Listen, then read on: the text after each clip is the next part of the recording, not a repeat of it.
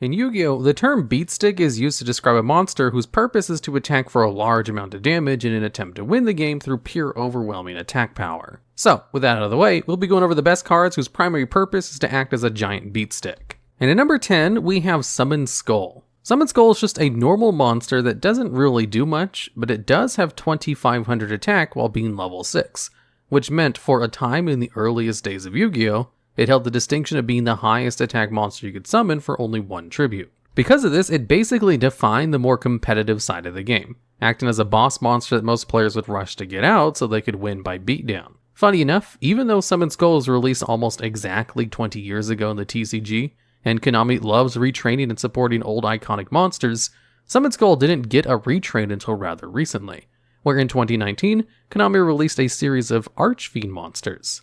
But despite these releases, neither the retrains nor the original Summon Skull are really good enough to see play in modern times. But it wouldn't be fair to leave Summon Skull off this list due to how game-defining it was in its time. And speaking of cards that were game-defining in their time, and at number 9, we have Cyberdragon. This is a level 5 machine-type monster with 2100 attack, and the rather simple effect that if only your opponent controls a monster, you can special summon this card from your hand. So what makes Cyberdragon so good as to be on this list? Well, when it came out, the ability to special summon a monster was actually very uncommon, and the best monsters you could normal summon only had 1900 attack, with any monster with more than 2000 attack generally being held back by the need to tribute summon, or had some kind of negative effect that restricted your ability to get it out or attack, like Panther Warrior requiring a tribute in order to declare an attack. So because of this, a 2100 attack monster that could bring itself out from the hand without taking any resources, even your normal summon, was supremely good. Cyberdragon's release sort of warped the game around it, to the point where after it was printed, the rest of the game sort of needed to rush to catch up to it, and even years later, it continued to show up in the competitive scene, with representation peaking in February of 2012, where it showed up in a whopping 119 separate topping decks.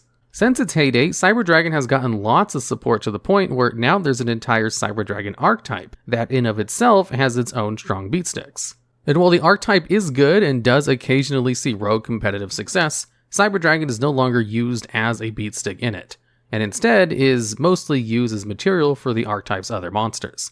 So as a pure beatstick, it only takes number 9 spot on this list. And at number 8, we have number 62 Galaxy Eyes Prime Photon Dragon. This is a rank 8 Exis monster that requires any 2 level 8 monsters as its materials. It has 4000 attack and the effect that, if it battles, you can detach one of its Exis materials in order to have it gain attack equal to the combined rank of all Exis monsters on the field times 200. And given that it itself is a rank 8 Exis monster, that's already at least 1600 extra attack it gains from its effect, which only gets bigger the more Exis monsters that are on the field. And it also has an additional niche effect that if it's destroyed while it has Galaxy Eyes Photon Dragon as one of its materials, you can special summon it 2 turns later during the standby phase with double attack but without any of its materials, so it's not really a proper Exis summon. However, it does have a negative effect that unless it has Galaxy Eyes Photon Dragon as one of its materials, it only deals half damage. Now, obviously a monster that gets up to 5600 attack on its own power makes for a pretty good beatstick, but you might be surprised to learn that despite requiring Galaxy Eyes Photon as a material to prevent it from having its own damage output, most of the competitive decks that ended up using the card were not Galaxy Eyes decks, and were instead Blue Eyes decks that used it as an extra option in case they ran into bigger monsters and to better close out games, which is exactly the type of card that this list is looking for.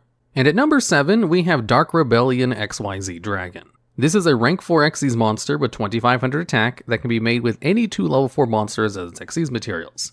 It has the effect that, if you detach 2 of its materials, you can then target one face-up monster your opponent controls and halve its attack, where it then gains attack equal to the amount it halved permanently. Dark Rebellion came out in November of 2014 and pretty much immediately saw competitive success. But why was Dark Rebellion so good? Well, the fact that it can immediately become the biggest monster on the board so that it basically automatically wins at least one battle is really strong. But the true power of Dark Rebellion is the fact that it's a generic rank 4 Exis monster. You see, level 4 is the most common level for monsters to be in Yu-Gi-Oh!, with over a sixth of the total cards in the entire game being level 4 monsters. And level 4 also represents the level where monsters can have both a decent attack and still have a good effect while still being able to normal summon instead of needing a tribute summon. So, Needless to say, it's really easy for a vast majority of decks to get 2 level 4 monsters in the field to make a rank 4 Exis. So while Dark Rebellion XYZ Dragon's Ryoko-like effect is good, having that effect on a generic rank 4 that already has pretty decent stat at 2500 attack on its own is even better. The card also was helped by the fact that it was used in the Yu-Gi-Oh! Arc 5 anime by one of the main characters and is kind of a pseudo-part of the Phantom Knights archetype, which in of itself is pretty decent archetype on its own, full of powerful cards. Unfortunately, with the advent of Link monsters, rank 4 Xyz monsters sort of fell out of favor unless their effects were super broken, as Link monsters could be made with any materials, whereas Xyz monsters required you to have 2 monsters of the same level.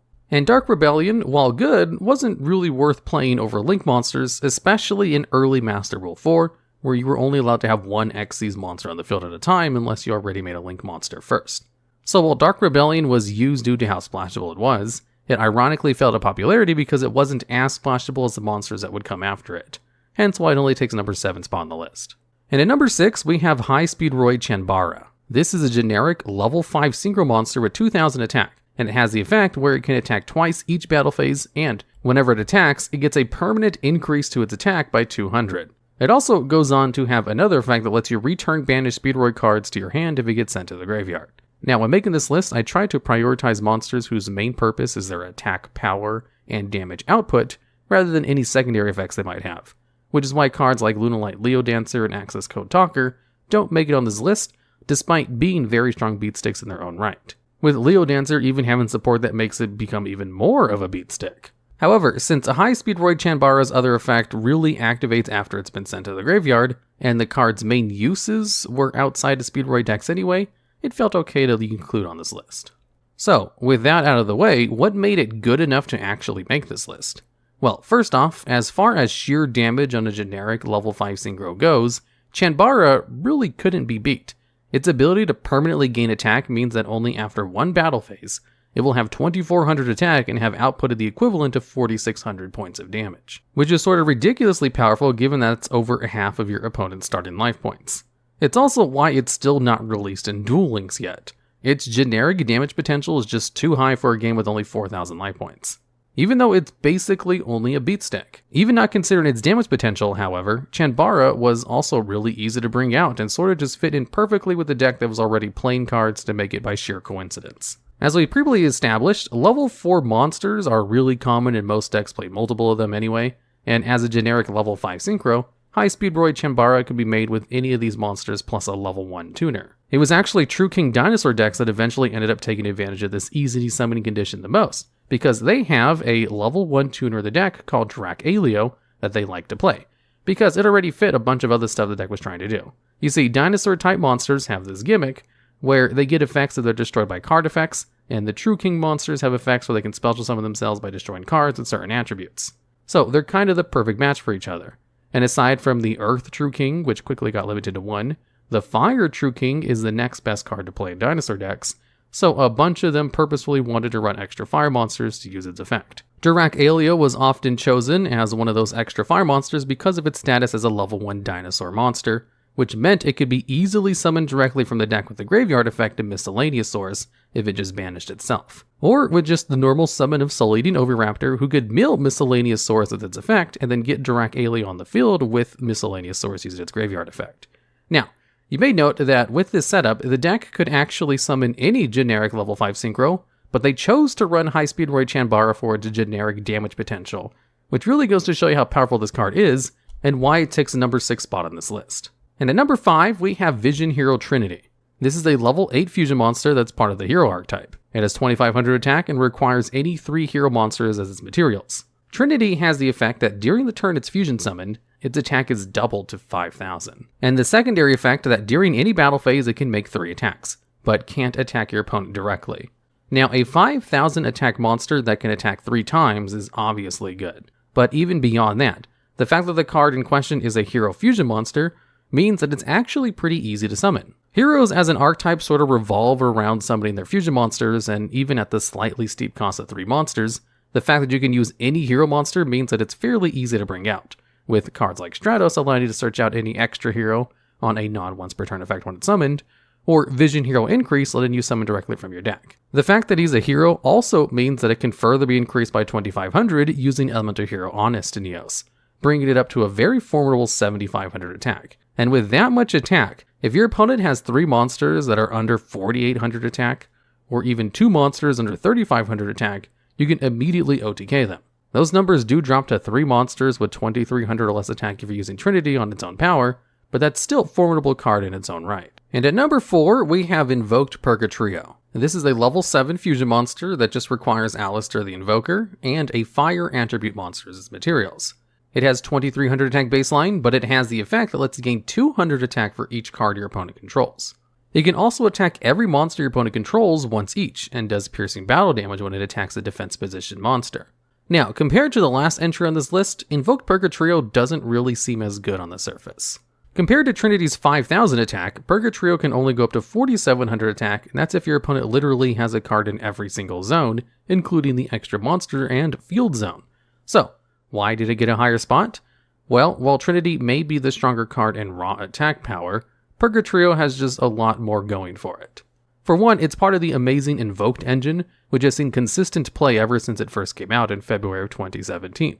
And additionally, because of how the Invoked engine works, it can be essentially summoned with only a single card. You see, the Invocation spell card is a fusion spell that lets you banish cards from either player's graveyard in order to fusion summon, and it itself is immediately searched by just summoning Alistair the Invoker. So if your opponent has a fire monster in the graveyard, like a copy of Ash Blossom and Joy Spring, or a Jurak Aleo from the number 6 spot, you can basically just summon Alistair, use its effect to search Invocation, and then summon Purgatrio by banishing both Alistair and the fire monster into your opponent's graveyard. Invocation then has an effect where you can shuffle it into your deck in order to return Alistair from the banished zone back to your hand, where you can then use Alistair's other effect to discard itself and increase Purgatrio's attack by an extra 1000. Purgatrio also has the benefit of actually retaining its attack the turn after it's summoned, unlike Trinity, and can attack a potential of 5 to 6 separate times, whereas Trinity can only attack 3 times. Also, unlike Trinity, Purgatrio does piercing damage when it attacks a defense position monster, so you don't need to rely on your opponent leaving their monsters in attack position in order to OTK,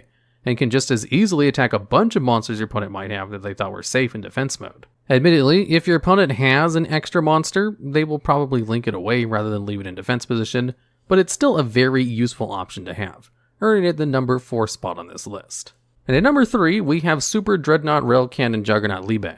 Juggernaut Liebe is a rank 11 Exis monster with 4000 attack that has an alternative summoning condition, where you can summon it by ranking up on top of any rank 10 machine Exis monster.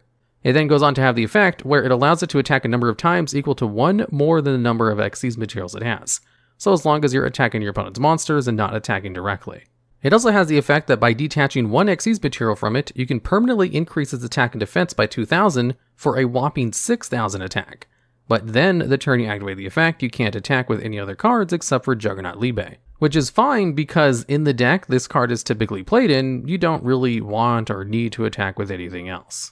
Juggernaut Liebe is part of a series of monsters whose entire goal is to make rank 10 machine monsters, rank them up into Liebe, and then attack for a game. See, if you rank Liebe up on top of one of the other cards in the archetype, then activate its effect, and your opponent controls 2 monsters with 2000 or less attack, then you can immediately attack both of them, dealing 4000 battle damage each time and winning the game in a single turn. This effect becomes even more deadly if the card you ranked up on top of was Super Dreadnought Railcannon Gustav Max, that managed to activate its effect to burn your opponent for 2000 damage, in which case your opponent only needs to control 2 monsters with 3000 or less attack in order to immediately win. But seeing as this literal juggernaut of a monster card only got the number 3 spot, what could be strong enough to take an even higher spot on this list? Well, at number 2, we have number 39, Utopia Double. Now with this entry, there is a bit of a caveat, seeing as Utopia Double isn't really the card that becomes the Beatstick.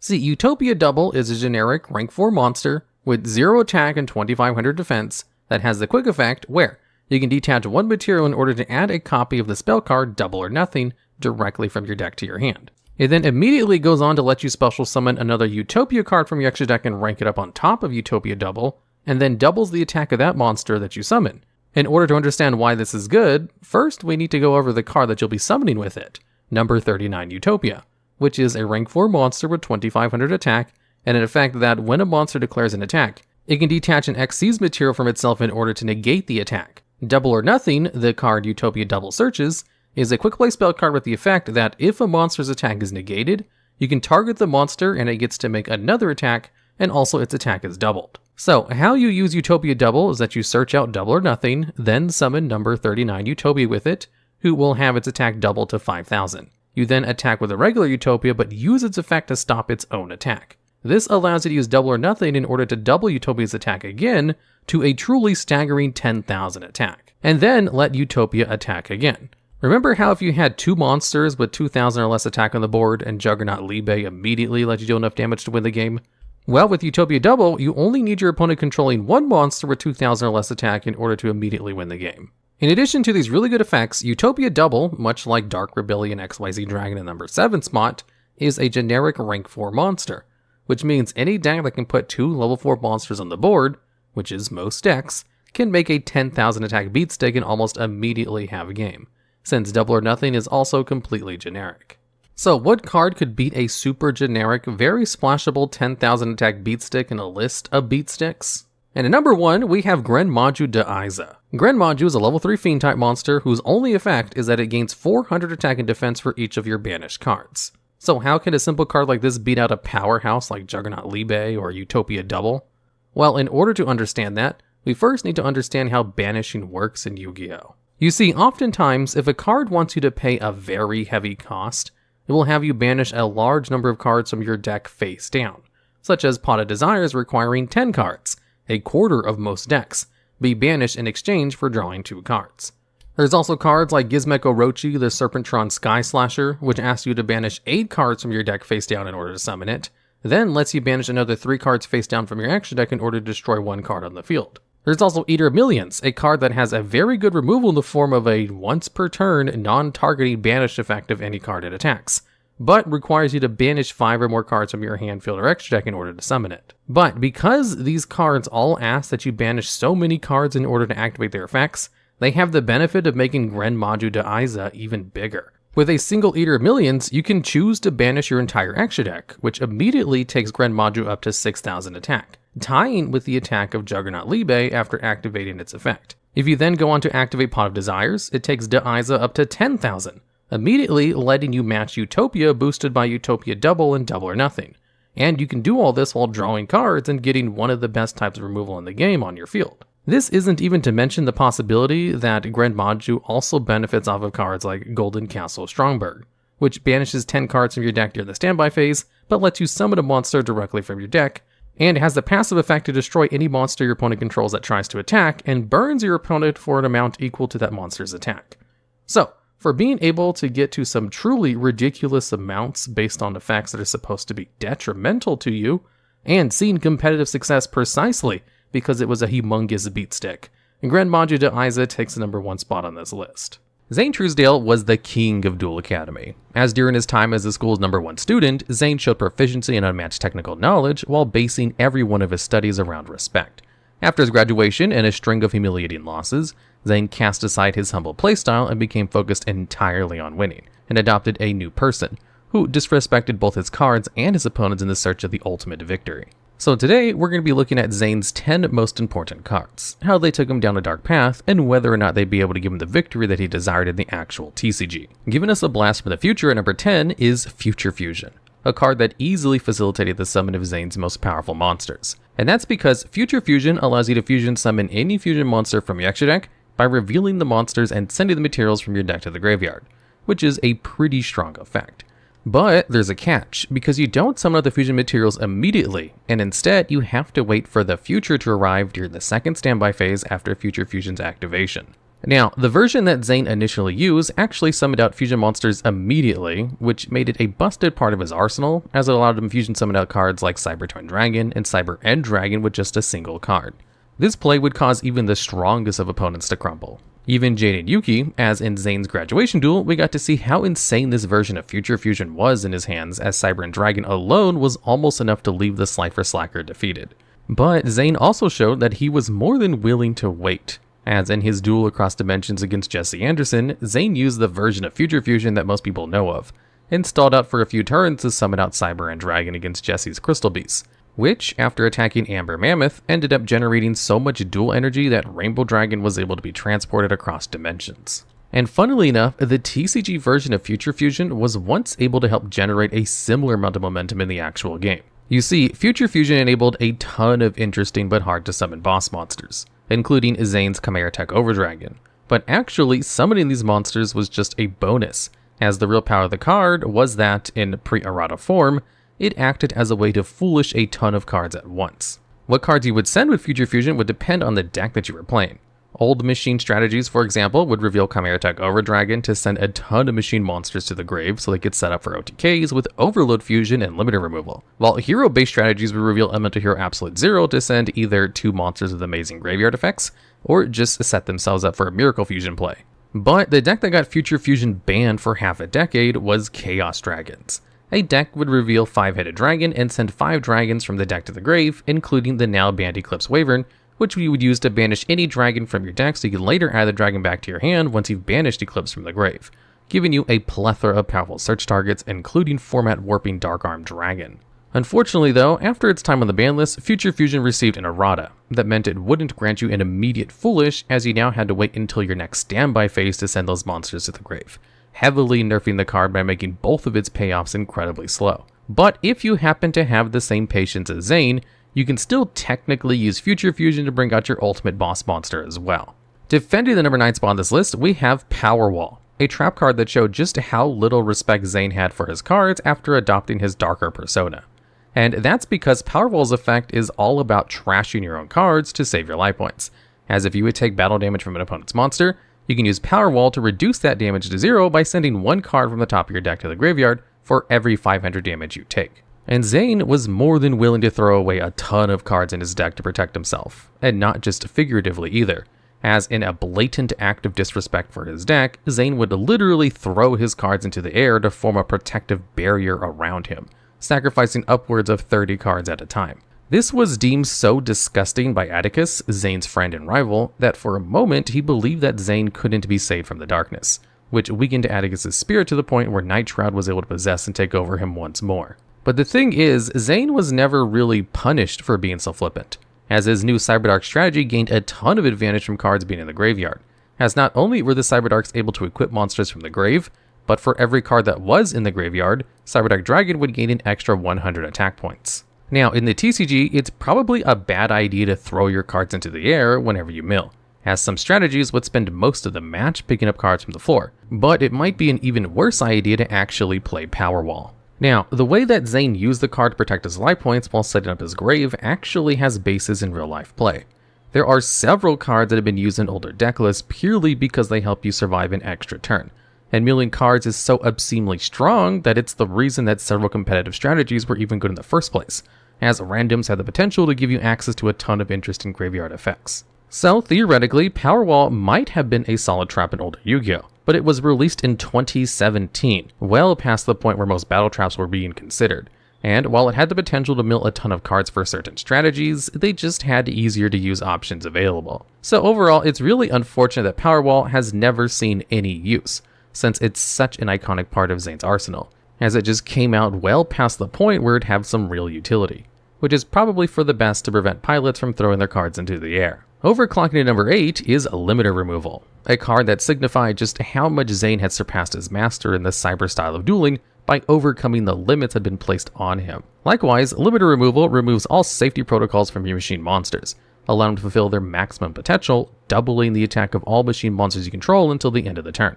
But those safety protocols existed for a reason, as during the end phase, the monsters that were affected by Limiter Removal are destroyed. But for as reckless as this effect appears to be, Zane already had a lot of experience handling cards with detrimental end phase effects. Although what we did get to see was Zane using Limiter Removal to boost the attack of his machines to an almost comical amount, ending games with just a single attack. But Zane's most poignant use of the card was after his corruption into his darker persona, when he returned to his old Cyberdark dojo where he trained as a child to learn and earn the respect of Cyber and Dragon in search for the Cyberdark cards, a deck that had been strictly forbidden under the dojo's teachings due to its danger, and the only person that was able to stand up to him was his former headmaster, and the man Zane had succeeded as a master of cyber art, Counselor Shepard, who did everything in his power to bring Zane back from darkness. And to Shepard's credit, he got incredibly close, but Zane had gained his title master for a reason, and made a play that spat in the face of Cyber End.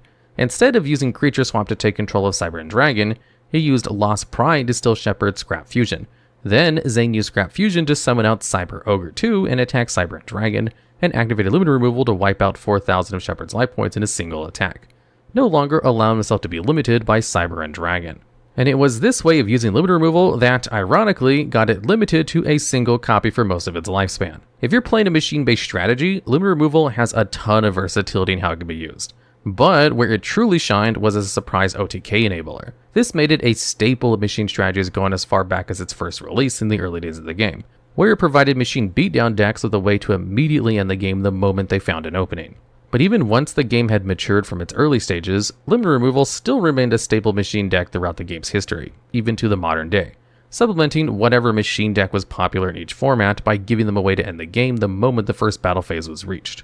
Now, in the modern day, Limiter Removal has had its limit removed and isn't as common in machine decks as it once was, as most of these strategies have ways of OTKing that they can access in-engine. But if you need a way to OTK your opponent and bypass your limits like Zane, Limit Removal is genuinely a solid option that can end up surprising even the most experienced of opponents. Overloading to number 7 is Chimeratech Overdragon, a dark evolution of Cyberdragon that mirrors Zane's own dark downfall. In order to bring Overdragon to the field, you have to fusion summon it by using Cyberdragon plus at least one other machine monster. But you can use more. In fact, if you do, you'll be rewarded for it, as not only does Overdragon gain 800 times the number of fusion materials used for its summon, it can also attack opponent's monsters up to the number of fusion materials used. However, if you do fusion summon Overdragon, you'll be forced to send every other card you control to the graveyard. Regardless of this downside though, Zane used Overdragon as an OTK machine, and one that would put intense pressure on opponents. But Zane's most important use of Overdragon will always be in his first underground duel against Mad Dog, one of the strongest duels in the world according to his mommy, who also insulted Zane by calling him a poopy head.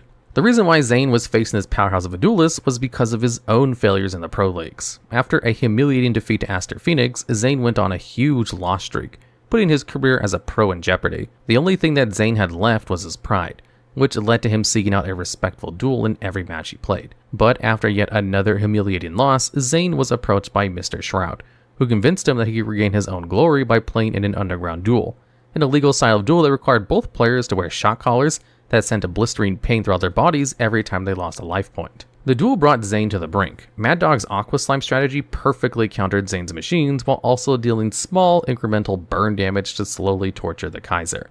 But the worst part was the psychological distress at the idea of losing another duel that loomed over Zane, as while he tried to hold on to his respectful ideals, he couldn't bear the thought of yet another defeat, which trapped him into a corner, pushing him into a dark evolution as he declared that he would not lose this duel. This forced Zane into a single play, and with a scowl on his face, he activated Overload Fusion, banishing 6 of his machines from his field and graveyard to summon out Chimeratech Overdragon, attacking Mad Dog Slimes multiple times, wiping out all 15,000 of his life points while giving Zane his first taste of a truly disrespectful victory, a taste that he'd soon grow addicted to.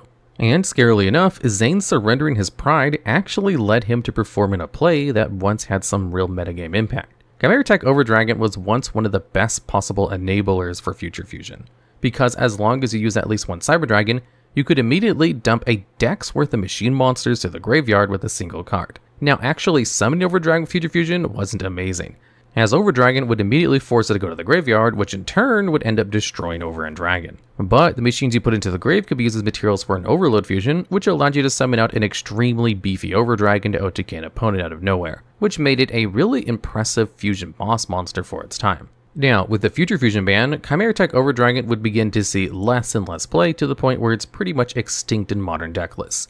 But the legacy of the Chimeratech monsters lived on through Fortress and Mega Fleet Dragon, both of which happen to be decently strong going second tools even in the modern day.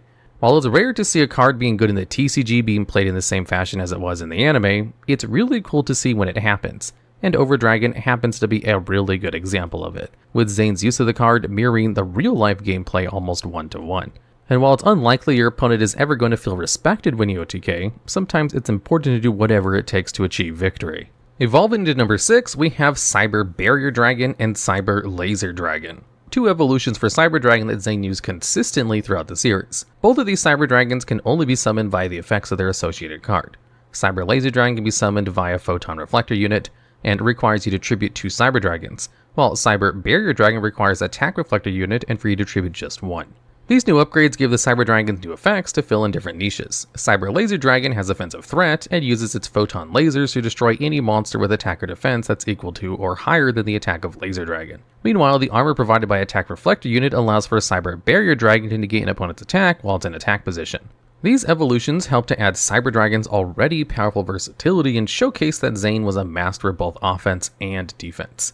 And we got to see how powerful this pair of monsters were in tandem during Zane's dark duel against Camula, a vampire queen that wished to turn Zane into her doll, stealing his soul in the process. Zane and Camilla had an intense duel, as she showed intense proficiency with her vampires that allowed for her to survive Zane's classic Cyber and OTK, which forced him to rely on his other Cyber Dragons to win the duel.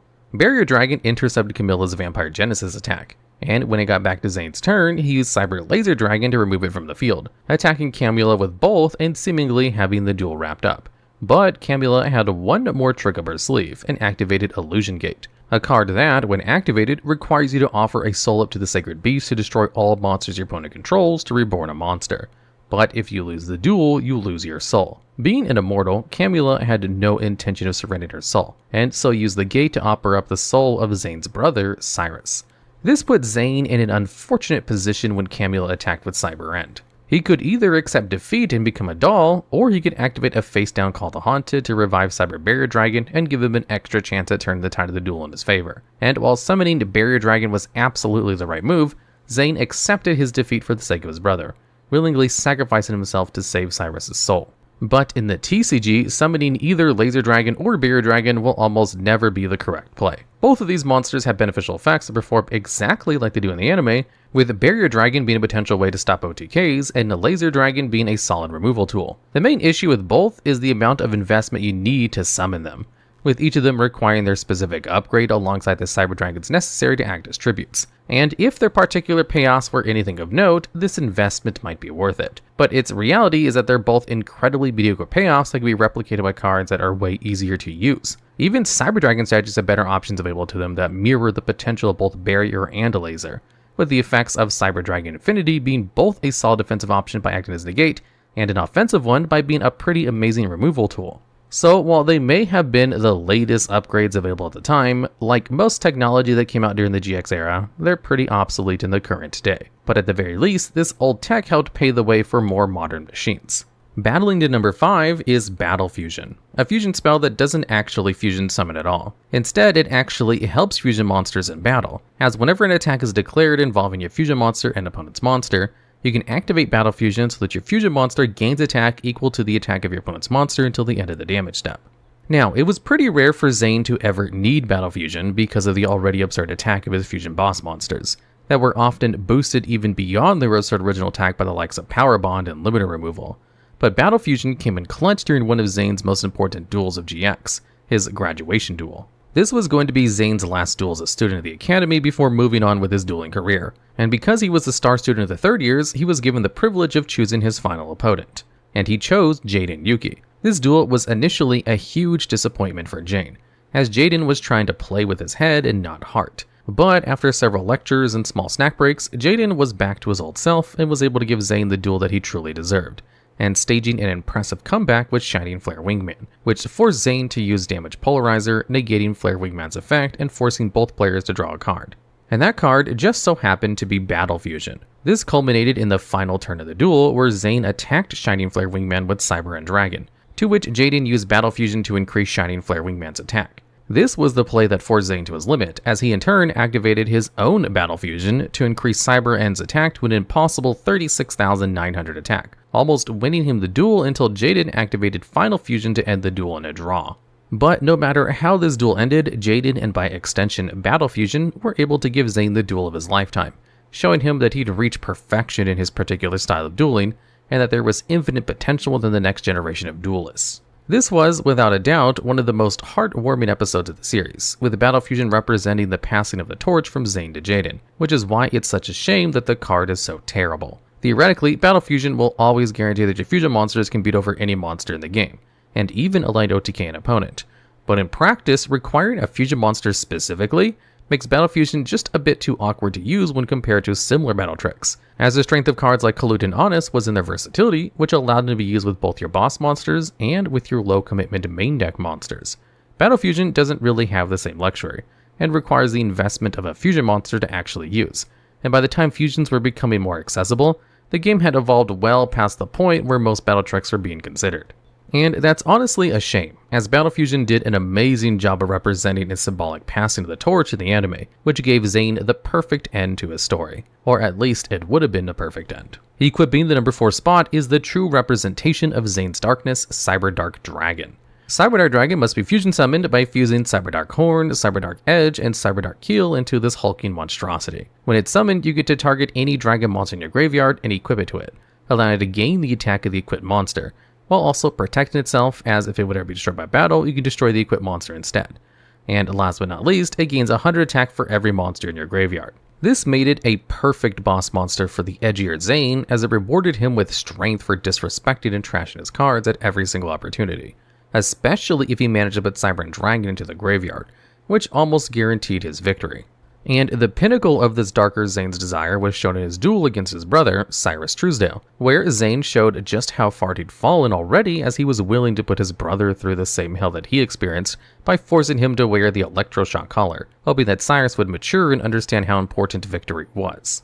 But Cyrus was willing to stand up to his brother, and in an attempt to save him from his own darkness, Cyrus tried to hold a respectful duel. And while he managed to hold his own, there was no doubt that Zane dominated this duel, leaving Cyrus on the defensive as he summoned out Cyberdark Dragon. By using Rebirth Judgment, Zane was able to equip his former ace, Cyber and Dragon, to Cyberdark, which when combined with its own effect, allowed for Cyberdark Dragon to reach an insurmountable 8,800 attack points, which he then used for one final attack to put Cyrus in his place.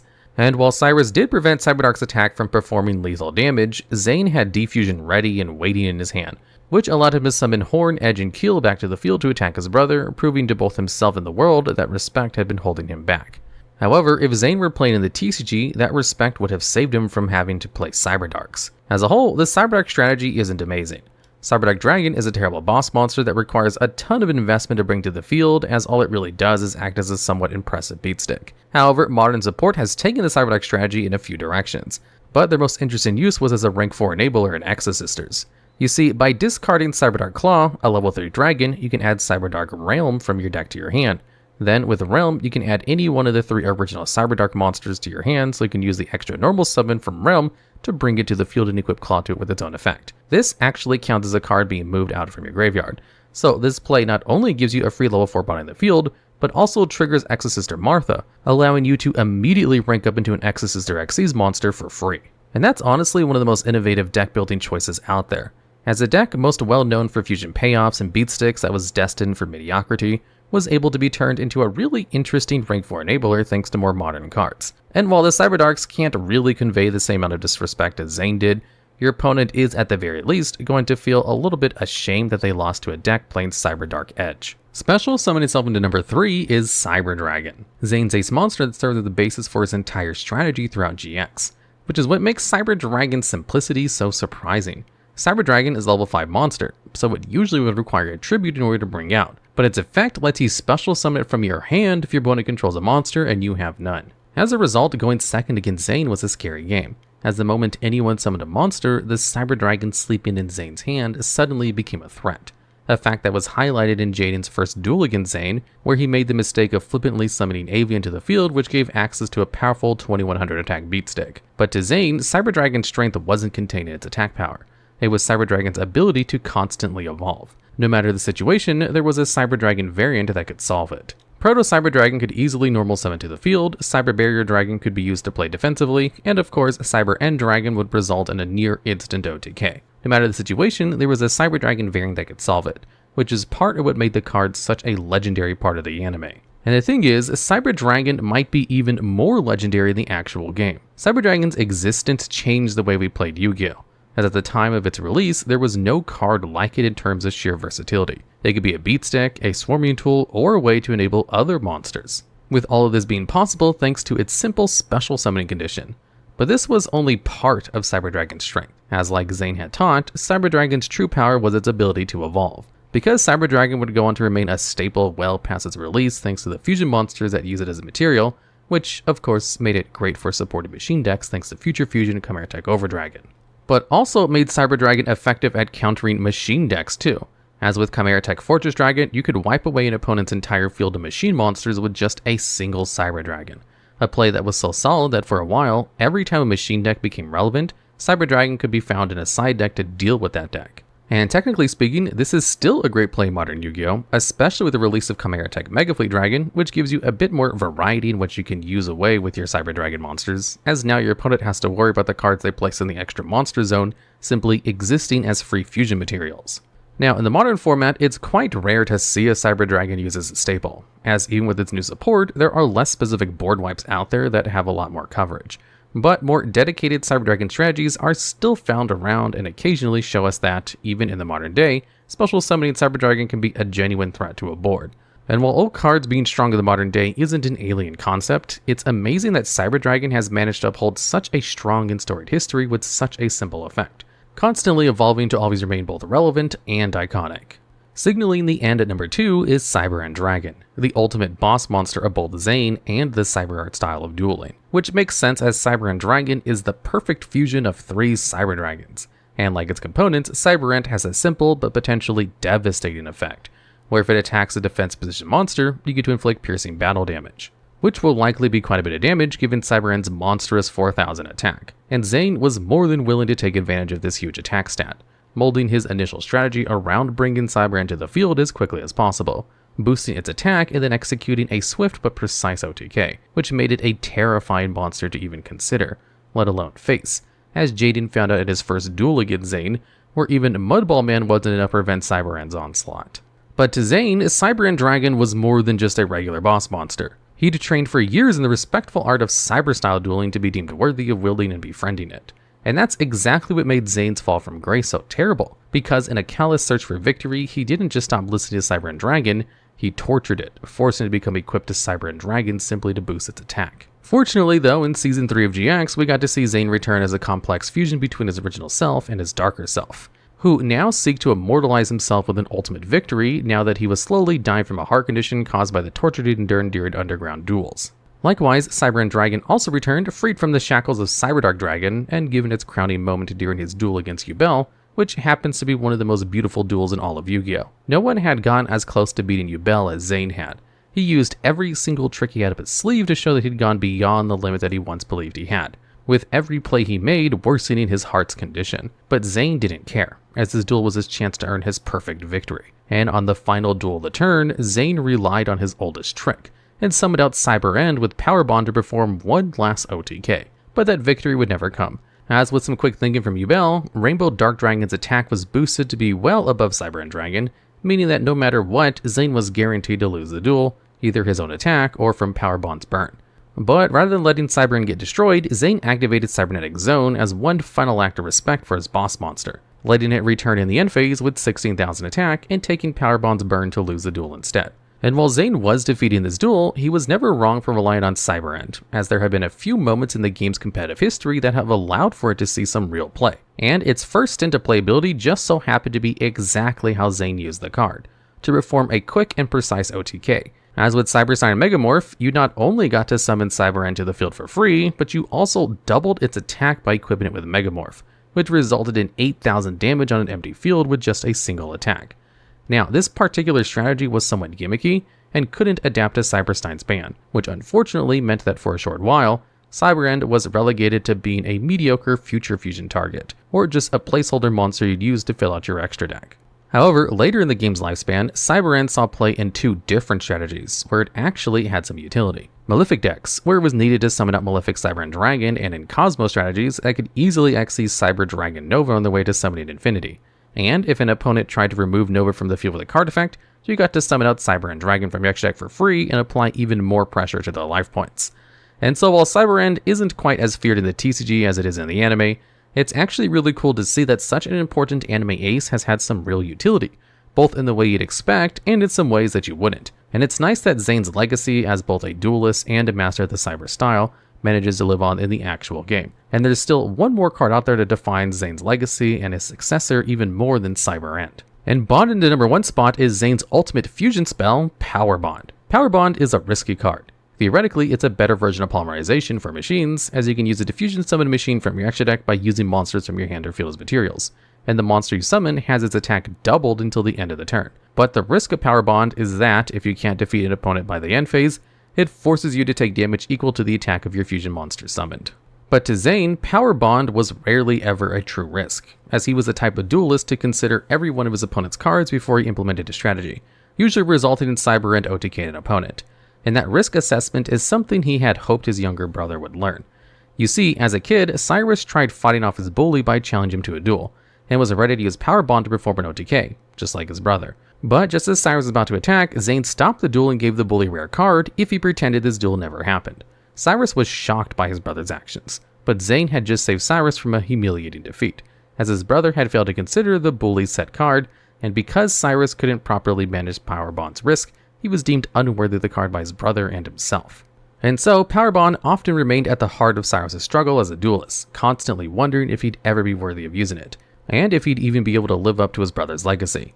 But with the encouragement of Jaden, his friends, and eventually his brother, Cyrus not only regained the confidence to use the card, but to master it as Zane once had. This can be seen during multiple duels featuring Cyrus, but the moment that the torch was truly passed on was in Season 4, where Zane, despite dying in the Dimension world, somehow managed to return. Zane could no longer duel for himself due to his severe heart issues, but to defend his brother's honor against the Jinzo style of dueling, Cyrus took his place, training for the days with Zane's deck and eventually combining it with his own Vehicroids.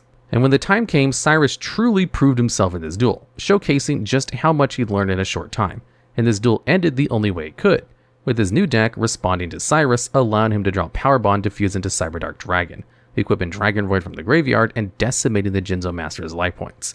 Cyrus had proved many times before that he was worthy of Power Bond, but it was this duel that solidified Zane's respect for his brother, and gave Cyrus the crowning moment that he deserved as a successor of Cyber-style dueling.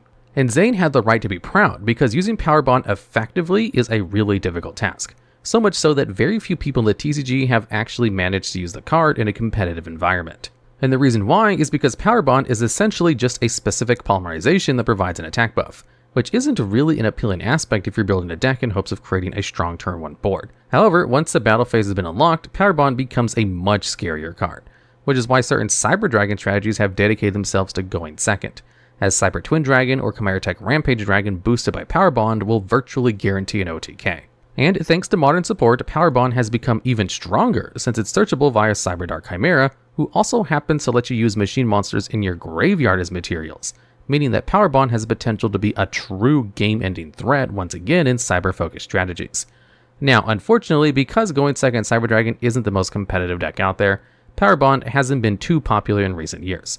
So while the card can technically be viable, it hasn't had a true meta threat to call home. But that just might mean that as duelists, we have a lot to learn from Cyrus and Zane about what it means to share a powerful bond with our cards and our friends. Whether as an Egyptian priest or the head of his own company, Seto Kaiba has stood as Yugi's eternal rival, and one of the only duelists capable of keeping up with the king of games, opposing Yugi's belief in the heart of the cards by instead believing in the objective strength of his deck, and his skill as a duelist. And it's for this reason that Kaiba is so iconic and well loved, because no matter how arrogant he is, Kaiba always has the dueling strength and coolness factor to back it up.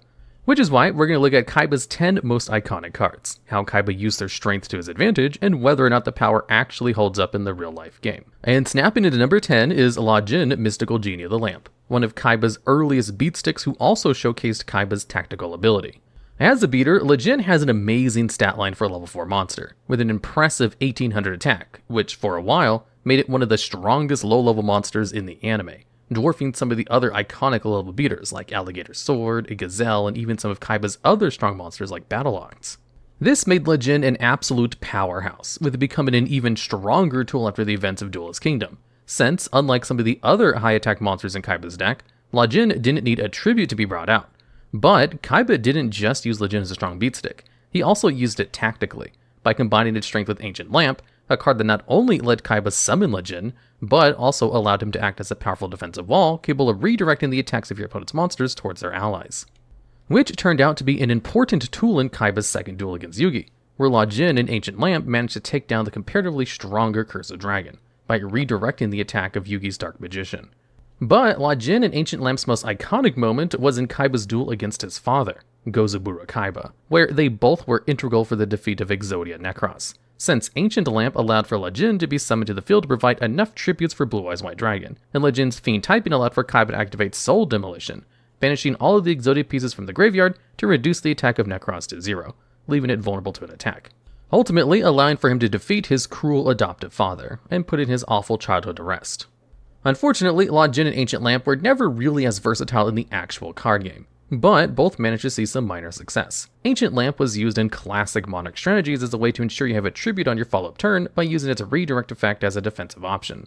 And Lejin was once the best normal summon in the game due to its high stat line, which, just like in the anime, made it a solid offensive threat in the early days of Yu-Gi-Oh! That was hard to contest. But as a pair, they've never really been played together. Ancient Lamp's Swarming effect is definitely a cute reference to the genie, but it's too niche to really be useful. Especially because one of Lejin's strengths was that it was already easy to bring out to the field with a normal summon. But at the very least, it's really cool that both Lejin and Ancient Lamp saw play in the TCG for similar reasons to why Kaiba used them in the anime, with Ancient Lamp being a defensive option and Lejin being one of the game's primary offensive threats. But of course, only Seto Kaiba would have the genius to combine these two strengths into one strategy. And plugging into number 9 is Enemy Controller, one of Kaiba's most iconic quick play spells that came in clutch in the Battle City Finals. And a huge part of that is because of Econ's modularity and adaptability, which is evident in the TCG version of the card, which allows you to activate one of two effects, making it so that you can either change the battle position of an opponent's monster, or allow you to tribute one of your own monsters to take control of an opponent's. This is actually a simpler and nerfed version of the card in the anime, which required you to pay 1000 life points and enter a specific code to activate an effect. If you input up, down, left, right, A, Enemy Controller will cause a monster to destroy itself. If you input left, right, A, B, you can use Econ's effect to take control of an opponent's monster. And it's the second effect that made it such a useful tool in Kaiba's deck during Battle City, as he would use Enemy Controller in order to get an extra monster to tribute to threaten summoning either Blue Eyes White Dragon or the almighty Obelisk the Tormentor. Something that Yugi managed to delay in his Battle City duel against Kaiba, as after he used Change of Heart to steal Kaiba's X-Head Cannon, Kaiba then stole back his monster ready to summon his Egyptian God card. And it was only through a lucky hit off of Light Force Sword that Yugi managed to temporarily stop Obelisk from entering the field. He also used the card in the runner-up duel against Joey Wheeler, stealing Joey's little wing guard and combining it with Cost Down to tribute summon Blue Eyes White Dragon from his hand. But in this duel, Econ's modularity was his downfall, because after Joey used the effect of Grave Robber to steal it, he inputted the Destroy code to blow up Kaiba's Blue Eyes, which, even though it was used against Kaiba, managed to prove how versatile the card could be. And it's this versatility that has allowed Econ to see a ton of competitive play in the TCG ever since its release, even though it's a weaker version of its anime counterpart. Its first effect is a neat battle trick that can be used to stop an opponent's attack. This can be important for conserving your life points, but stopping an attack also prevents certain effects from activating, or stopping your opponent from accessing a Zeus. But it's Econ's mind control effect that's the most relevant. Like other mind control cards, it's a great going second tool, and one that can force an opponent's interactions because otherwise you'd steal their boss monster to use its effects, or to use it as material for a summon just like what Kaiba did. And it's even great for going first because you can just set Enemy Controller to use it like a trap card during your opponent's turn to steal one of their combo pieces, before they have a chance to use the monster for an extra deck play, making it a really powerful interruption and one that's sometimes capable of ending an opponent's turn by itself. In general, Enemy Controller has a near infinite potential use, and the modularity has been an important tool in a ton of different strategies over the years, with its most powerful effect being its mind control ability, allowing you to steal an opponent's monster and then use it for your own gain. Which is precisely how Kaiba used Econ in the anime, and while most decks aren't summoning an Egyptian god, its strength in the TCG manages to mirror its anime counterpart, even despite being nerfed. And drawn to number 8 is Card Demise, Kaiba's best comeback card that's been an integral tool for his victory in some of his most important duels. Just like Enemy Controller, Demise has two versions, the busted anime version and the comparatively tamer TCG version. The TCG version allows you to draw cards until you have 3 cards in your hand, but comes with a ton of downsides that prevents every deck from using it. Your opponent can't take damage for the rest of the turn, you can't special summon monsters for the entire turn, and you have to discard your entire hand during the end phase. The anime version, though, allows you to draw until you have 5 cards in your hand, with the only downside being that you have to discard your entire hand during your 5th standby phase after you use it. Which isn't really a harsh downside because it's unlikely this effect will ever resolve, since it's pretty easy to finish at most duels within 5 turns. A fact that Kaiba used to his advantage because in the anime, Kaiba only ever had to discard once for Card Demise during the Pyramid of Light movie, which actually ended up being a benefit anyways because it further increased the attack of Blue Eyes Shiny Dragon. But of course, the main benefit of Card Demise was it allowed for Kaiba to draw a ton of cards to stage an insane comeback, with its most important use being in Kaiba's last duel against Siegfried von Schroeder, the head of Kaiba Corporation's rival company that aimed to humiliate Kaiba and ruin Kaiba Corp's stock price, so that he and Schroeder Corp would be the #1 games company in the world. Kaiba wasn't going to let this happen, and dueled Siegfried to officially disqualify him from the KC Cup. And although Siegfried got extremely close to winning with his Valkyrie strategy, Kaiba managed to snatch victory from the jaws of defeat with card Demise, which allowed him to draw 5 cards, which were enough to set up his Banish Zone and grab Dimension Fusion from his graveyard, so he could summon out his Blue Eyes White Dragons and Chaos Emperor Dragon to attack for a game. And this way of using Demise is really similar to how it's actually used in the TCG. It has given people the chance to drown in an overwhelming advantage, so as long as they have few cards in their hand, which is why you'll see decks that play Demise committing their entire hand to the field, so they can get as much advantage as they can out of a single activation. But because of the differences between the anime and the TCG version of this card, not every deck can play Demise, since it prevents you from special summoning at all, and its end phase effects means that you're guaranteed to lose every card in your hand. But that didn't stop a ton of different control strategies from playing it anyway, since it was virtually guaranteed to net you a ton of card advantage. And it was well worth the commitment of its downsides in decks like True Draco, which didn't need to special summon at all, and Cosmo, which could special summon during your opponent's turn, which let this nerfed version of Demise being limited in 2020. It's definitely not surprising that one of Kaiba's most busted comeback cards received such heavy nerfs in the TCG, but unlike other insane card draws like Card of Sanctity, Demise's nerfs weren't enough to stop it from being insanely powerful in the TCG, and one that definitely showcases that Kaiba knew what he was talking about when it came to strong cards. And pillaging into number 7 is Vorse Raider, one of Kaiba's strongest low-level monsters that act as one of Kaiba's most prominent offensive threats. And that's because, like Lajin, Vorse Raider was an incredibly strong, low-level beatstick that really represented Kaiba's belief in power, standing at an insanely powerful 1900 attack. This made Vorse Raider a powerful tool for Kaiba to use as an immediately strong monster that opponents would struggle to overcome due to its sheer attack power, and one that gave Kaiba a solid advantage in the early game of duels. Essentially, it was the truest definition of a beatstick. But, as we saw with Lajin, while Kaiba admired the pure power of his monsters, he wasn't dumb, and found a ton of creative, ingenious ways to use his vanilla beater. And its most interesting use being in Kaiba's Battle City duel against Ishizu, where he used Shrink on his own Vorse Raider in order to make it meet the requirements to activate Crush Card Virus. And once again, Kaiba's intelligent use of this card is really similar to why it's being played in the TCG. You see, by the time Vorse Raider had actually been released in the real-life card game, the days of caveman Yu-Gi-Oh were over, which meant that for a while, Vorse Raider never lived up to the offensive threat that it could have been. But after the release of Rescue Rabbit, Vorse Raider skyrocketed in use, becoming a meta threat in decks like Fire Fist, which appreciated Vorse Raider being a normal beast warrior with decent stats that they could use to instantly set up rank 4 plays. Although what really brought Vorse Raider over the edge was its dark typing. You see, since it was dark, Vorse Raider was a valid target for Deck Devastation Virus, a trap card similar to Crush Card Virus that is capable of wiping out all monsters in your opponent's hand or field with 1500 or less attack, which could devastate certain strategies. The other normal Beast Warrior target was Earth, so it couldn't be used as Deck Devastation Virus. But because Vorse Raider was dark, if you managed to increase its attack by 100 points with something like a Fire Formation 10 key, you'd actually get to mirror Kaiba almost exactly, and absolutely decimate an opponent's deck. For a card with 0 effects, it's impressive how important Vorse Raider was in its particular niche, and even though lesser duelists may have treated Vorse Raider as a beatstick, those that were capable of thinking like Kaiba managed to find a use for this classic vanilla monster that manages to recapture its coolest moments in the anime. And biting into number 6 is the Fang of Critias, one of the 3 legendary dragon cards that chose heroes to wield them to defeat the evil of the Orichalcos. Timaeus chose Yugi, Hermos chose Joey, and Critias chose Seto Kaiba, which turned out to be an excellent choice because the Fang of Critias lets you combine its power with a trap card, letting you send a trap card from your hand or field to the graveyard to summon a powerful fusion boss monster with an effect similar to the send trap. This led to Critias being an important part of Kaiba's strategy during the Orichalcos arc, after he'd been chosen by the legendary dragon in his first duel against the Orichalcos agent, Alistair, who almost wiped out Kaiba after stealing 2 of his Blue Eyes White Dragons. But after a vision of Critias, Kaiba drew the legendary dragon and combined it with his Crush Card Virus to form Doom Virus Dragon, wiping Alistair's field and giving him a chance to counterattack before the duel ended in a draw. But the most important use of Critias was of course in Kaiba and Yugi's tag duel against Darts, where it was used to signify the trust held between the two rivals by combining Critias with Yugi's Mirror Force to form Mirror Force Dragon to wipe out Dart's Mirror Knights. But that's not all, because within this same duel, the Fang of Critias was eventually banished by Yugi with a Legend of Heart after Kaiba's defeat to bring out Legendary Knight Critias, alongside Hermos and Timaeus, all of which were integral in defeating Darts' infinite attack Divine Serpent Ga.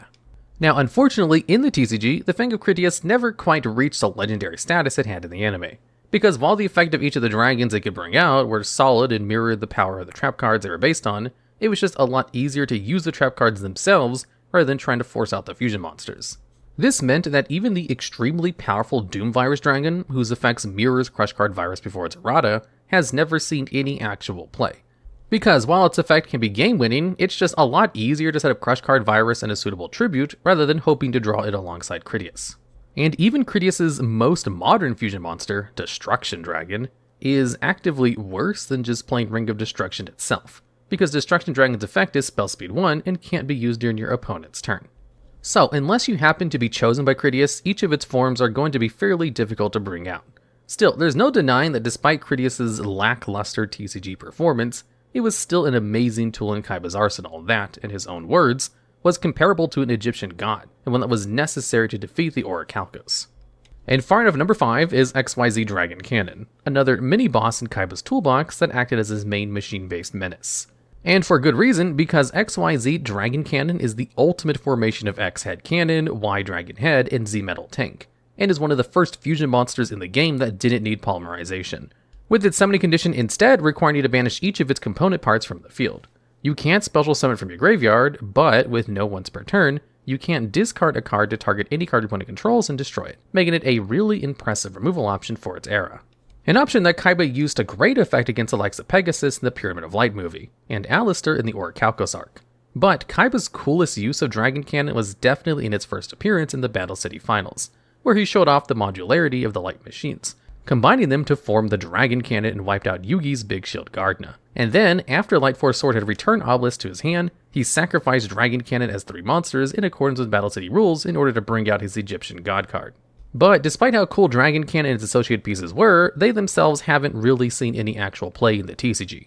Each of the individual pieces have lackluster effects, and it's difficult to bring each one of them out to the field to access their combo forms. But even though X, Y, and Z aren't that amazing in the TCG, there are still a number of ways you can embody Kaiba's use of this trio. In speed duels, these monsters were a meta threat when paired with Kaiba's Skill Union combination, which allowed you to banish the materials needed for your fusion monsters from the graveyard rather than the field, giving you a whole host of powerful removal options from your extra deck. Meanwhile, in the TCG, X, Y, and Z have a sister series of light machines composed of A. Assault Core, B. Buster Drake, and C. Crush Wyvern, who, just like X, Y, and Z, combine to form the incredible ABC Buster Dragon. And this strategy has actually seen a ton of competitive play in the modern era due to how easy ABC is to access, since it also allows you to banish materials from the graveyard as well as the field, but also due to its 2 amazing effects, each of which mirror how Kaiba used Dragon Cannon in the anime, with its first effect being a great removal option for your opponent's cards, and its second effect even allowing you to special summon out its component parts as if you were activating Dimension Fusion or Return from the different dimension, giving you enough materials to summon an Egyptian god. So despite X, Y, and Z not having seen any real competitive play in the TCG, it's really cool that their ideas and themes are still alive in the modern meta, since they're so well represented in ABC. And even though it's unlikely you'll be summoning XYZ Dragon Cannon anytime soon, these cards still allow you to mirror Kaiba's machine menace. Exploding into number 4 is Ring of Destruction, one of Kaiba's strongest trap cards that show that he was willing to risk anything to win a duel, including his own life points. Because Ring of Destruction allows you to, during your opponent's turn, target and destroy one face-up monster your opponent controls, whose attack is equal to or lower than their life points.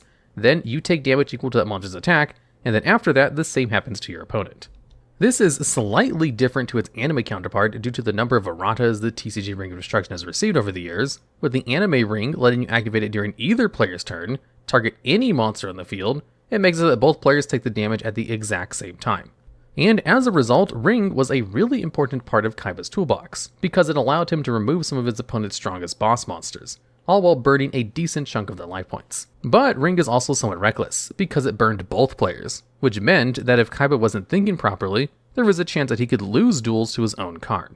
But Seto Kaiba is a smart duelist, and so often paired Ring of Destruction with Ring of Defense, which protected Kaiba's life points while still letting Ring of Destruction destroy and burn their opponent. This combo was used a few times in the series, but featured most prominently in the 4-way duel between Yugi, Kaiba, Merrick, and Joey, where Kaiba attempted to use Ring of Destruction on Joey's Axe Raider, while protecting his own life points with Ring of Defense, so that Joey would lose the duel so it'd be more likely that he and Yugi would face off in the finals. Now, in the TCG, this Kaiba patented combo was never really too relevant, because it's a specific 2-card combo that's only going to be really useful in really niche situations. And what's worse is that the TCG version of Ring of Defense protects both players' life points, not just your own. But this never stopped Ring of Destruction from seeing competitive play by itself, And in the early days of Yu-Gi-Oh, it was one of the strongest trap cards in the game, since it could either be used to destroy an opponent's boss monster, or just end the game outright by burning your opponent for a ton of damage, or sometimes both at the same time, just like how Kaiba would use the card in the anime. And this meant that, for most of its life, Ring existed permanently on the Forbidden Limited list all the way up until 2015, where the card received an errata that made it a lot worse. This errata didn't make the card entirely useless, but it changed a lot about what Ring of Destruction so strong. You couldn't target a monster with an attack that was higher than your opponent's life points, nor could you target your own monsters either, which made it a lot harder for Ring to close out games with its burn effect. And because of the way its burn now applied, you had to take the damage before your opponent, which meant the card could no longer end duels in a draw, and could even potentially lose you the duel if you activated it while your life points were low. This led to Ring becoming a shell of its former self. It has never really reached the same height of competitive play as it saw prior to its errata, with it only really popping up in niche burn strategies like Trickstar and Mystic Mine. But even though Ring is a lot weaker nowadays, you can still technically use it as Kaiba did in the anime, since it still lets you burn or remove an opponent's monster from the field. And there's no denying the legacy that Ring had on the TCG as one of the strongest early trap cards in the game. But Kaiba actually has multiple trap cards that were so busted that they had to receive an errata, such as the next card on this list. And infecting the number 3 spot is Crush Card Virus, Kaiba's strongest trap card that allowed him to destroy an opponent's entire deck. Now, Crush Card actually has multiple different versions depending on which series of the anime you're watching and what era you're looking at. But in the TCG, Crush Card Virus lets you tribute a dark monster you control with 1000 or less attack, so that you can look at all cards in your opponent's hand and all monsters on their field to destroy every monster your opponent has with 1500 or more attack. But your opponent takes no damage until the end of the next turn after Crush Card Virus resolves, and also lets your opponent destroy 3 monsters in their deck with 1500 or more attack. This is very different to Kaiba's anime version, which instead infected a dark monster you control with 1000 less attack with the virus, so that when the monster was destroyed by battle, it would infect an opponent's deck. It would not only destroy every monster in their hand and on the field with 1500 less attack, it would also destroy those monsters in their deck as well. Now, in the anime, Kaiba often made fun of weaker monsters, but even he was willing to play monsters with low stats, such as Sagi the Dark Clown, purely just to facilitate Crush Card Virus. Which made perfect sense because the moment Crush Card was used, every strong monster in your opponent's deck would be sent to the graveyard. To Kaiba, this meant that your opponent would only have weak monsters left in their deck, all of which would fall to his overpowered monsters. A strategy that proved fruitful in his Duelist Kingdom duel against Yugi, where Crush Card destroyed the likes of Gaia the Fierce Knight alongside every other monster in Yugi's deck, pushing the King of Games into a corner and forcing him to rely on his weak monsters to try and win in the face of the Blue Eyes Ultimate Dragon. But as powerful as Crush Card Virus was in the anime, there were also a number of times where it was turned against Kaiba, like in his duel against Ishizu Ishtar in Battle City, where after Kaiba had resolved Crush Card Virus, Ishizu used Exchange of the Spirit to leave Kaiba with only 6 cards left in his deck. And funnily enough, in the modern TCG, Crush Card Virus can be used against you, but in a different way to the anime, where instead of the effect being turned around onto you, like it was in Kaiba, your opponent will instead just gain a huge advantage by being allowed to foolish any 3 cards from their deck, letting them access a bunch of powerful graveyard effects. But this wasn't always how Crush Card Virus worked, because prior to its errata, it not only destroyed monsters in your opponent's hand and field, it also destroyed every card your opponent drew for 3 turns after it resolved, and didn't give your opponent a chance to destroy a card in their deck. This made Crush Card Virus absurd in the early days of the game, because even though it didn't destroy your opponent's deck, it would eviscerate every strong monster your opponent had on the field or in their hand and kept them locked under a pseudo floodgate for 3 turns. That meant if they drew any powerful monster, it was just immediately sent to the graveyard. Which, for as oppressive as the card was, fits the same purpose that Kaiba used it for in the anime, depleting your opponent of every powerful resource they had and forcing your opponent to rely on weak cards. However, because of its 2015 errata, Crush Card Virus no longer sees any real competitive play. Even though it has the potential to win you games, giving your opponent a chance to foolish 3 monsters for free is just too big of a downside. But for a time, Crush Card Virus is one of the strongest and most oppressive cards in Yu-Gi-Oh! And crushing into number 2 is Obelisk the Tormentor, Seto Kaiba's signature Egyptian god card. Like Slifer, Obelisk's TCG version has a ton of effects designed to mirror the strength of its anime version. It requires 3 tributes and normal summon, its normal summon can't be negated, and neither player can activate cards or effects in response to that summon. Additionally, neither player can target Obelisk with card effects, and you can tribute 2 monsters and activate Obelisk's signature attack, Fist of Fury, by tributing 2 monsters you control, which destroys all monsters your opponent controls. But Obelisk can't attack the turn you use the effect. And Obelisk comes with the same downside as Slifer, where during the end phase, if it was special summoned, you have to send it to the graveyard. Now, just like the other Egyptian gods, the TCG version of Obelisk is a lot weaker than its anime counterpart, because in the anime, Obelisk had a ton of other protections and effects that made it an absurdly overpowered boss monster. and one that only other Egyptian god cards were capable of defeating, which is why Obelisk was deemed worthy enough by Kaiba to be his deck's main boss monster throughout the Battle City arc. Because unlike Yugi, who only used Slifer when necessary due to its immense strength, Kaiba constantly summoned out Obelisk throughout the arc in order to test its power, even against random no-name duelists.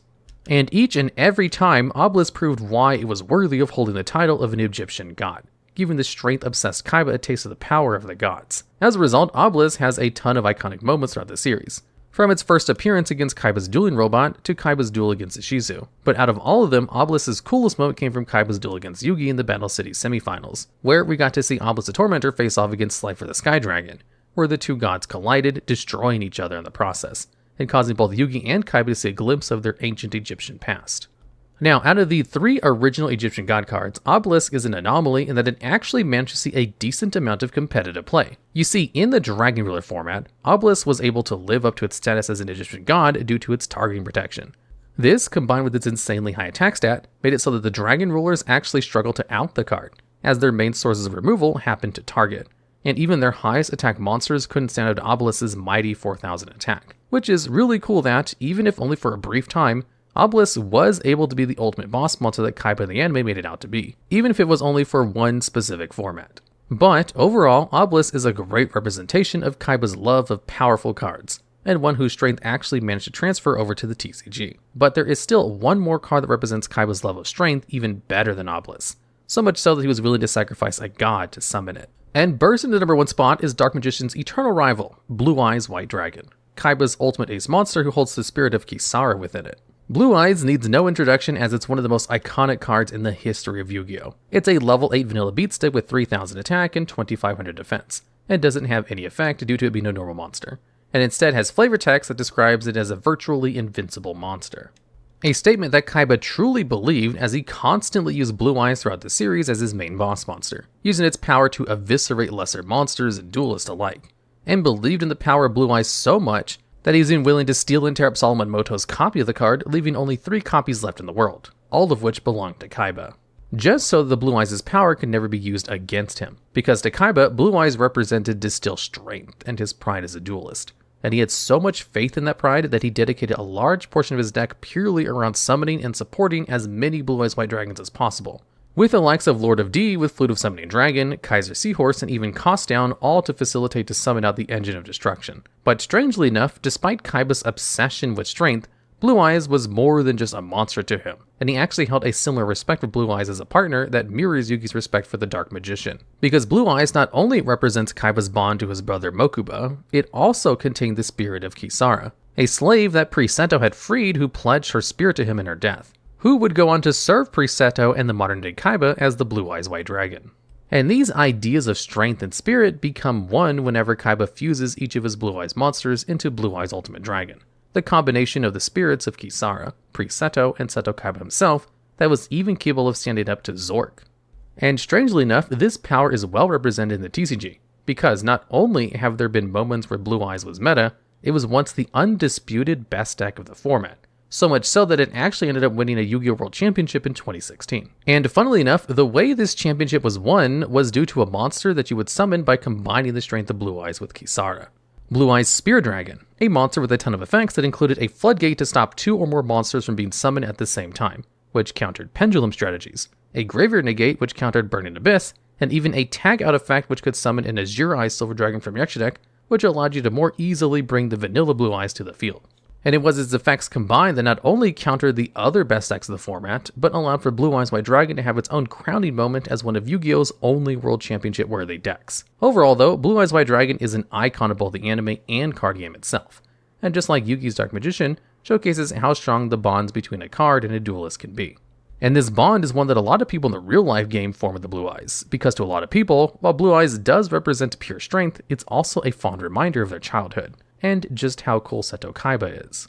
In Yu-Gi-Oh! There were some cards which are able to deal such a large amount of battle damage that if you're able to pull off their effects and attack directly or over a monster, you can usually win the game, even if they can't technically get more than 8,000 attack. So in this list we're going over some of the best game closer cards throughout the history of the game, focusing more on the modern era. And at number 10, we have Cyber Twin Dragon. This card was more of the ultimate win condition in the early days of the game, rather than it was really a game closer, but it did so by creating so much battle damage that it was kind of hard to ignore. There were a lot of combo decks in the past where their whole win condition was basically just getting a level 8 monster on the field, so they could use Metamorphosis on it to cheat out Cyber Twin Dragon, who simply has the effect to attack 2 times during the battle phase with 2800 attack, making Cyber Twin Dragon one of the strongest cards in the game that could attack 2 times unconditionally, because a lot of multi-attackers have a lot of conditions on what they're allowed to attack. So if you simply combo the card out with something like Limiter Removal, which doubles its attack for the turn, that's 11,200 points of damage that it's able to put out potentially, which was an insane amount of battle damage in early Yu-Gi-Oh! And really, it's partly because of Cyber Twin Dragon that Metamorphosis was banned in the first place, even though its ban status is usually attributed to Thousand Eyes Restrict. In fact, Cyber Twin Dragon also contributed to Limiter Removal being limited on the ban list for so many years, just because of how good the combo used to be back in the day. And at number 9, we have Dark Rebellion XYZ Dragon. This is a generic rank 4 monster which has the effect where it can detach 2 of its materials in order to cut the attack of one of your opponent's monsters in half, and then give that amount of attack to itself, where both the attack cut and the attack gain are permanent effects. So if your opponent controls a monster with 3000 attack, then Dark Rebellion XYZ Dragon would gain 1500 attack, and permanently have 4000 attack on the field, and a new juicy 1500 attack target to crash into. Now, while this was somewhat of a game closer when the card came out, it wasn't that big of a deal. The main benefits of Dark Rebellion were being able to out-hard to kill boss monsters, as a lot of them only have the weakness of being destroyed by battle. However, in Yu-Gi-Oh! Duel Links, where the starting life point value is only 4000, Dark Rebellion is an actual legitimate game closer, and can easily swing the game in your favor if you're able to bring it out. So it definitely deserves a spot on this list for being a generic beatstick of choice in that game, while also having a long competitive history in the regular TCG as well. And at number 8, we have Honest. This is a level 4 monster which has the effect where if a light monster you control battles a monster, you can send this card from your hand to the graveyard in order to grant your monster attack points equal to the current attack points of your opponent's monster, which lasts until the end of the turn. So if you use this on something like Cyber Twin Dragon, who has 2 attacks, it would gain the boosted attack from Honest for both of them, and could potentially win you the game. And since Honest just gave whatever monster you had the current attack points of whatever it was attacking, it basically allowed you to attack over anything your opponent had,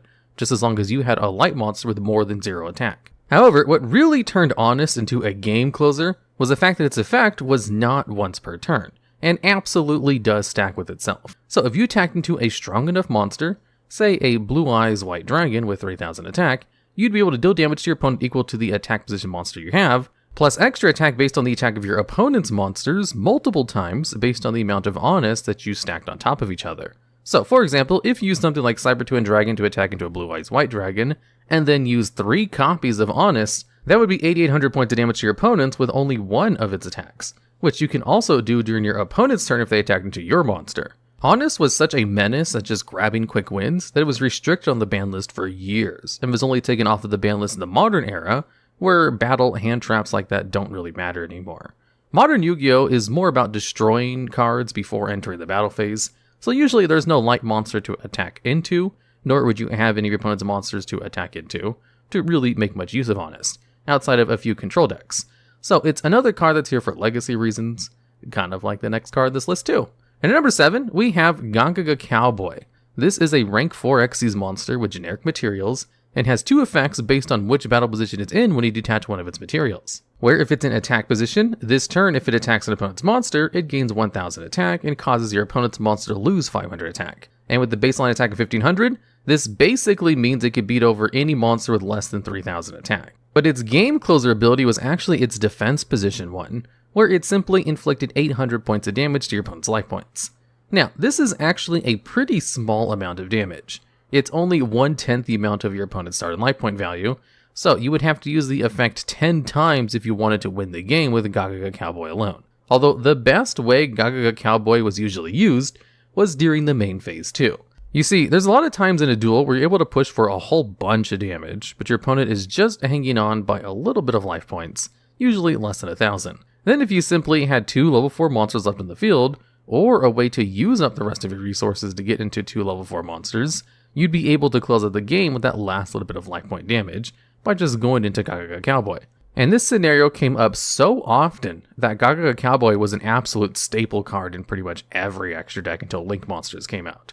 It's kind of crazy how many games Gaga Cowboy was able to close out on its own, with just a pitiful 800 points of damage. In fact, it was so widespread and prevalent that Konami is very hesitant about releasing cards that deal burn damage on extra deck cards that are too generic to go into like a Cowboy was. They don't want to create another situation where they can just go into Cowboy for game during the main phase 2, so there were no Link monster equivalents to Gaga Cowboy, even if there are some Link monsters that technically can inflict some burn damage. And the only reason Gaga Cowboy stopped seeing play was because Link monsters made it harder to use. And then after the Master World revisions, where they released the restrictions on Xyz monsters being summonable into any of your monster zones, this state of the game had gotten to the point where people were just no longer used to playing Gaga Cowboy, and it wasn't really necessary because the power of the game had shifted away where that was really worth taking up your few precious extra deck slots. And at number 6, we have Rebellion XYZ Dragon, or Xyz Dragon, I don't actually know which one it is.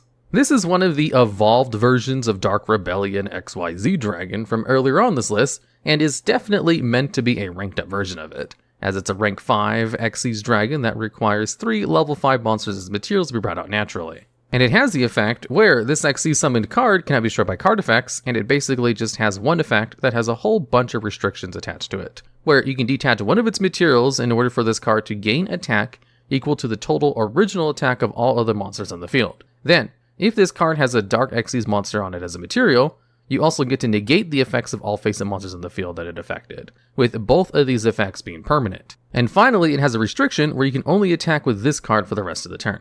Now, the card itself is a little bit too hard to be brought out, which is why its effect is so good. If your opponent has a full board of monsters, you can theoretically gain attack points equal to all of them and just attack over one of your opponent's monsters and win, assuming the attacks of all the cards on the field was high enough. And with the baseline attack of 3,000, it's pretty easy to get to a high enough value to deal more than 8,000 points of damage.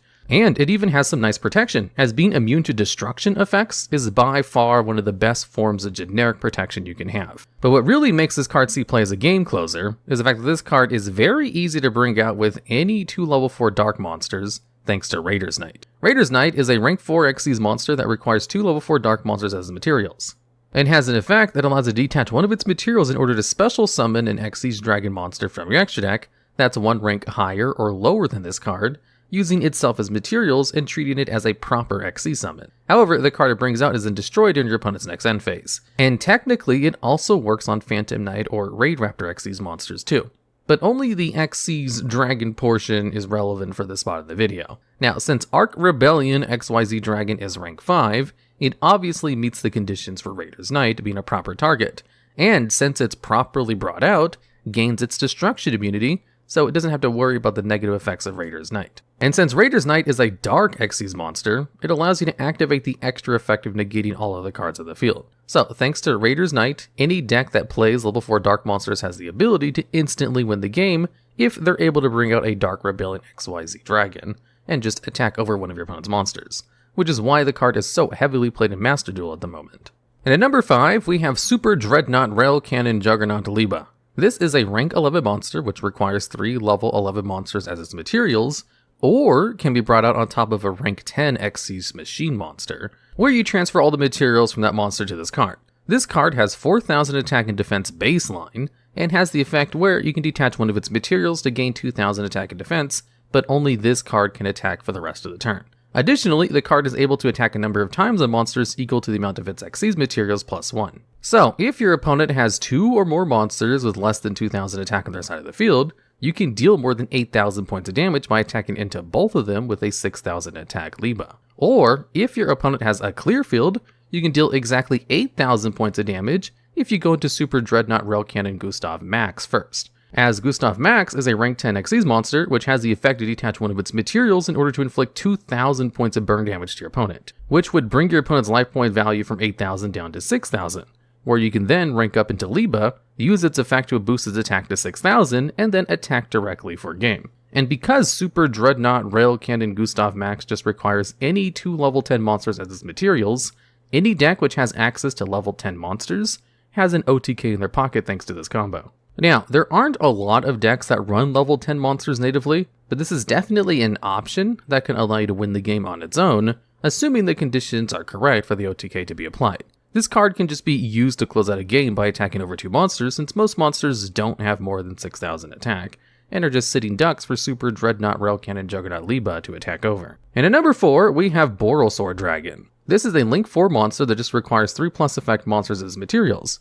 so pretty generic to go into. And it has 3 effects on the field, where passively it can't be destroyed by battle. On a quick effect, it can change an attack position monster to defense position in order to grant itself a second attack during the battle phase, with this quick effect being spell speed 4, so you can use it in order to chain block to an extent. And finally, once per turn, if this card declares an attack, it basically gains the effect of Dark Rebellion XYZ Dragon, where it cuts its attack's target attack in half, and then gains the attack points lost until the end of the turn. However, since Borrelsword Dragon has an effect that allows it to attack twice, if you attack into a strong enough monster, like say Blue Eyes White Dragon, it will keep the extra 1500 attack boost on its next attack, which could be a direct attack since it's not limited to only monsters like Liebe.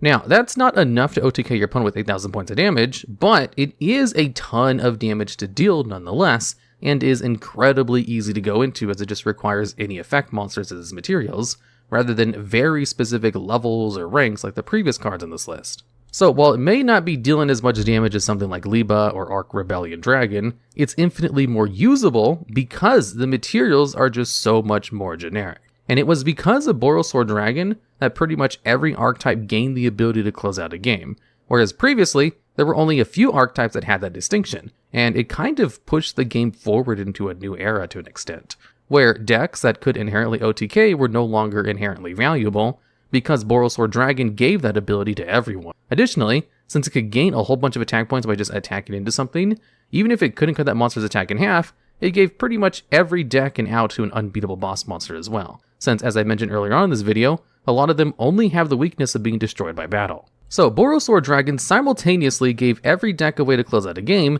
and gave every deck a way to destroy your opponent's tower-like cards. And you would think that such a monumentally game-changing card like Borrelsword Dragon would be higher on this list, but funny enough, it was actually power crept, and its job is taken by someone else, which we'll talk about later on. And at number 3, we have number 97, Draglubion. This is a generic rank 8 monster that just requires any 2 level 8 monsters as its materials, and has the effect where it cannot be targeted with card effects.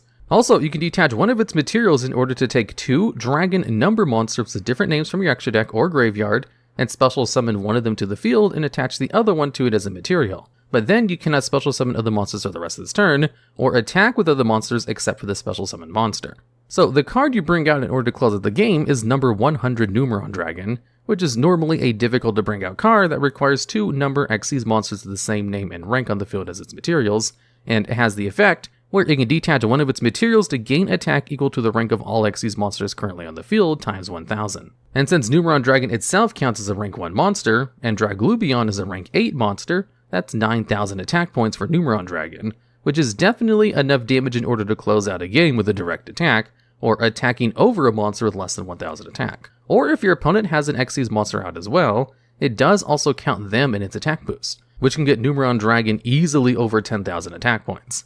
And since number 97 Draglubion can't be targeted by card effects, it's actually really hard to stop its effect from going off once it hits the field. Then you have to wait for Numeron Dragon to hit the field in order to disrupt, and that card has a floating effect to destroy all of the monsters in the field. So Draglubion gives any deck that has the availability of level 8 monsters the ability to instantly win the game with more than 8,000 points of damage, which is a distinction obviously shared by level 10 monsters thanks to Super Dreadnought, Railcannon, Juggernaut, Liebe, and of course level 4 monsters with the next card on this list. And at number 2, we actually have a dual spot with number 39 Utopia Double, and also number S39 Utopia the Lightning. I have both of these cards here at the same spot on this list because they're both brought out in the exact same way. If you have any 2 level 4 monsters on your side of the field, you can go into number 39 Utopia, and then immediately rank it up into Utopia the Lightning. Or you can even go into Utopia Double, and then immediately rank Utopia on top of Utopia Double, so both of them heavily revolve around the card number 39 Utopia. And what Utopia does is if a monster declares an attack, you can detach one of its materials in order to negate the attack. Additionally, if it has no materials, the card is destroyed if it is attacked. The effects of this card are pretty weak on its own, which is why it's usually used as a tool in order to go into a lot of the other Utopia Evolved versions. Number S39 Utopia the Lightning has the effect where you can actually summon this card by using a rank 4 Utopia monster you control as its full materials and transfer all of its materials to this card, which is how you want to bring the card out because it's natively a rank 5 monster that requires 3 level 5 light monsters as materials, which is way too difficult of a summoning method, and it's obviously meant to just be ranked up on top of Utopia. And Utopia the Lightning has the effect where if it battles an opponent's monster while it has Utopia as one of its materials, you can detach 2 of its materials in order to make this card's attack become 5,000 during damage calculation. Also, if this card attacks, your opponent can't activate any cards until the end of the damage step. And finally, this card cannot be used as an Exis material, so you can't rank up anything on top of it. So if you bring out number 39 Utopia and then immediately rank it up into Utopia the Lightning, it will only have 3 Exis material and won't be able to use this effect more than once. So usually you would add 1 more material by going into either number S39 Utopia Prime or number C39 Utopia Ray, which are 2 cards that can just be ranked up on top of the original Utopia and also count as proper targets for Utopia the Lightning to be brought out on top of them, giving you 4 Exis materials and allowing you to use the effect twice. Utopia the Lightning allowed pretty much any deck that has level 4 monsters the ability to out a lot of unkillable boss monsters before Borrelsword Dragon was added to the game. And of course, it can be used to close out games as well, because having 5,000 attack on an effect that can't be stopped during the battle phase was just situationally very good, and it was a situation that came up pretty often. Utopia Lightning was so good in fact, that it was one of the few Exis monsters that saw generic play during the early days of Master Rule 4, when pretty much every deck abandoned anything but Link monsters because of the restrictions. And then we have number 39 Utopia Double, which basically accomplishes the same thing but deals even more damage. This is a generic rank 4 monster which has the effect where you can detach 1 of its materials in order to add the card Double or Nothing from your deck to your hand. Then you can special summon a Utopia Exis monster from your extra deck using this monster as a material, and if you do, its attack becomes doubled, but it cannot attack directly. So what you do is use Utopia Double in order to bring out the number 39 Utopia, which will allow it to have 5,000 attack due to the attack boost. Double or Nothing is a quick play spell card which has the effect that if a monster attack is negated, you can allow that monster to attack again.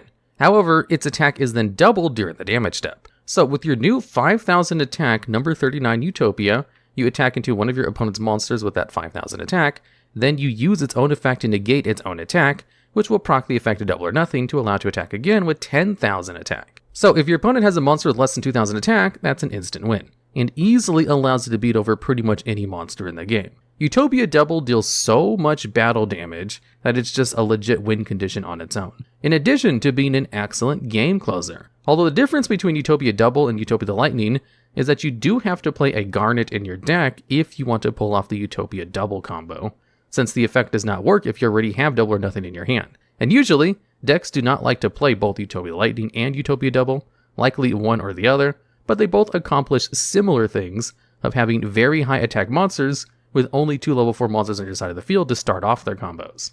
And at number 1, we have Accesscode Talker. This is a Link 4 monster that just requires 2+ effect monsters as materials and has 3 effects, where firstly, your opponent cannot respond to the activation of any of its other 2 effects, which basically grants it spell speed 4 protection similar to Super Polymerization. Then, when this card is Link summoned, if one of its materials was a Link monster, you can select it in order to gain 1,000 attack times that monster's Link rating. So if a Link 3 monster was used, Accesscode Talker gains 3,000 attack. And this attack crease is permanent, so Accesscode Talker usually comes out with 4,000 to 5,000 attack. And lastly, it has a non-once per turn effect, where you can banish a Link monster from your field or graveyard in order to destroy one card your opponent controls without targeting it. However, if you use the effect, you aren't allowed to banish another Link monster of the same attribute for the rest of the turn to use it again. So you can only use the effect a total of 6 times natively before you run out of different attribute Link monsters. And since your opponent can't respond to this effect in order to negate it, and you're able to use it multiple times, Accesscode Talker is an excellent way to clear out a lot of problem boss monsters, or to just clear out anything since it can choose whatever it wants and doesn't target. So it gets over some forms of protections and more importantly, allows you to just play through your opponent's negates, since they can't negate it. And while Accesscode Talker isn't able to deal 10,000 points of damage like Utopia Double, being able to bring out a 5,300 attack monster that's able to clear the field is one of the ultimate game closers. And in fact does such a good job at that it's played almost exclusively over Borrelsword Dragon now, who used to provide pretty much the same benefits. Borrelsword Dragon was the ultimate generic Link monster to go into in order to get rid of indestructible boss monsters. But now you can do the same thing with Accesscode Talker and also get rid of everything else. So while it can't deal as much damage as Borrelsword Dragon, the ability to clear out everything while also dealing a ton of damage, while being able to ignore your opponent's negates, is just so much more useful. And it also has all the same benefits of Borrelsword Dragon where it's usable in pretty much every deck. In fact, it's even easier to go into, since it has completely generic materials and only requires 2+ instead of 3+. So Accesscode Talker is the ultimate game closer card in the game, mainly because it's really good at what it does, and it's usable in the most amount of decks. A Win More card in Yu-Gi-Oh! Describes a card that can only be activated when you're already in an advantageous game state, in which case the effect gives you an even greater advantage to help you win the game even more. The problem with these cards is that if you can use them, you were probably going to win anyway, and the card placement in your deck could have gone to more staples that would have helped you get into that winning state in the first place. So starting at number 10, we have Neutron Blast. This is a normal spell card which has the effect where if you control a fusion summon Blue Eyes Ultimate Dragon, you can make 3 attacks during the battle phase this turn. Additionally, your opponent can't activate any cards or effects when it makes those attacks. And the Blue Eyes Ultimate Dragon has 4500 attack and no other effects, so having one of those things swing for 3 attacks can basically win you the game if even 2 of those hit directly, or if it attacks into monsters with less than 5500 total attack. So basically, if you get this effect off and successfully attack with the monster, there's a good chance you can win the game. However, one of the caveats to the card is the fact that you need to have a fusion summoned Blue Eyes Ultimate Dragon specifically, and it only works on the original Blue Eyes Ultimate Dragon. There are 2 other Blue Eyes Ultimate Dragon fusion monsters, which require the exact same materials as the non-effect version. However, Neutron Blast does not work on them, even though it would be much better if it did. However, the Blue Eyes Ultimate Dragon did see more competitive play over the years than its other 2 counterparts, because of its distinction of being a non-effect monster that can be cheated out with Fist of the Unrivaled Tenyi, and being one of the highest attack monsters you can cheat out of the extra deck in the early days of the game with Cyberstein. However, Neutron Blast does not work if the monster is cheated out of the extra deck, as it has to be fusion summoned properly. So if you do manage to fusion summon the Blue Eyes Ultimate Dragon, chances are you're in a very advantageous game state, where you don't really need Neutron Blast in order to win the game. Or you dedicate all your resources to getting it out, and you don't have any resources to protect Ultimate Dragon if it gets destroyed by any kind of destruction effect. It's an incredibly impractical card to use because of how hard the monster it's used on is to get out. But if you do get it out, successfully resolve its effect and attack, you'll probably win. And at number 9, we have Nordic Relic Svalin. This is a continuous trap card which has 2 effects. The first one is if you control an Izir monster, you can use its quick effect in order to negate the effects of all face-up cards your opponent controls until the end of the turn. Additionally, you can tribute a Nordic monster in order to special summon an Izir monster from your graveyard, and it shares a hard once per turn between both of its effects. Now, what makes this card a win more card is purely the fact that it requires an Izir monster to be on the field. The Izir monsters are level 10 synchros, which have incredibly convoluted summoning requirements, and were very difficult to bring out before the Link era, where pretty much all of the Nordic cards that only worked on the Izir monsters were purely win more, because of how difficult those level 10 synchro monsters were to get out. However, the archetype received some new support, and we're one of the lucky legacy archetypes to receive a powerful Link 1 monster, in the form of Gulveig of the Nordic Ascendant, which makes bringing out the level 10 synchro monsters much easier by bringing out 3 Nordic monsters from your deck, but you can just use them to go into synchro some of the boss monsters very easily. And because it's so much easier to go into the Izir monsters, modern Nordic decks actually run Nordic Relic Svalin and just use it as a normal part of their play to negate all your opponent's cards once per turn. It's essentially a full board negate, and you can use a negate either monster or spell and trap cards. Or if you time it well enough, you can do both at the same time. Because remember, this effect is tied to a continuous trap card, which means you can use this effect whenever you want at spell speed 2, as long as you meet the conditions, which is to simply control an Izir monster on the field. So it can be used as a form of disruption in order to disrupt your opponent's plays once during both players' turns, like a board-wide, repeatable imperm. If anything, the only reason this card is number 9 is because it's one of the only win more cards in this list that actually is played in the archetype. However, Nordics do have some other more win more cards, namely all the other Nordic relics, or even Solemn Authority, which is another card that only works with Izir monsters. Basically, if a card only works with incredibly hard to bring up monsters, it almost always falls into the win more category, like our next card on this list. And at number 8, we have Fist of Fate. This is a quick play spell card that only works if you have Obelisk Tormentor on your side of the field, where its effects can be negated, and it has the effect to negate the effects of one effect monster your opponent controls, destroy it, then apply a lingering effect where your opponent can't use any monster effects with that card's name for the rest of the turn. Additionally, if this card is activated during your main phase, you can destroy all of your opponent's spell and trap cards. So it's kind of like an infinite impermanence tied to a Call by the Grave effect and a Harpy's Feather Duster, while also being an uncounterable effect, so the effect on paper seems kind of amazing. The problem is that it requires a hard to bring up monster to be on the field to use it, and Obelisk Tormentor requires 3 tributes for the normal summon, and also gets rid of itself during the end phase if you manage to special summon it. Modern support has made bringing out Obelisk Tormentor a lot easier, but not easy enough for Fist of Fate to have reached the same tier as Nordic Relic Svalin, where it can be realistically played alongside the main card that allows it to do its job.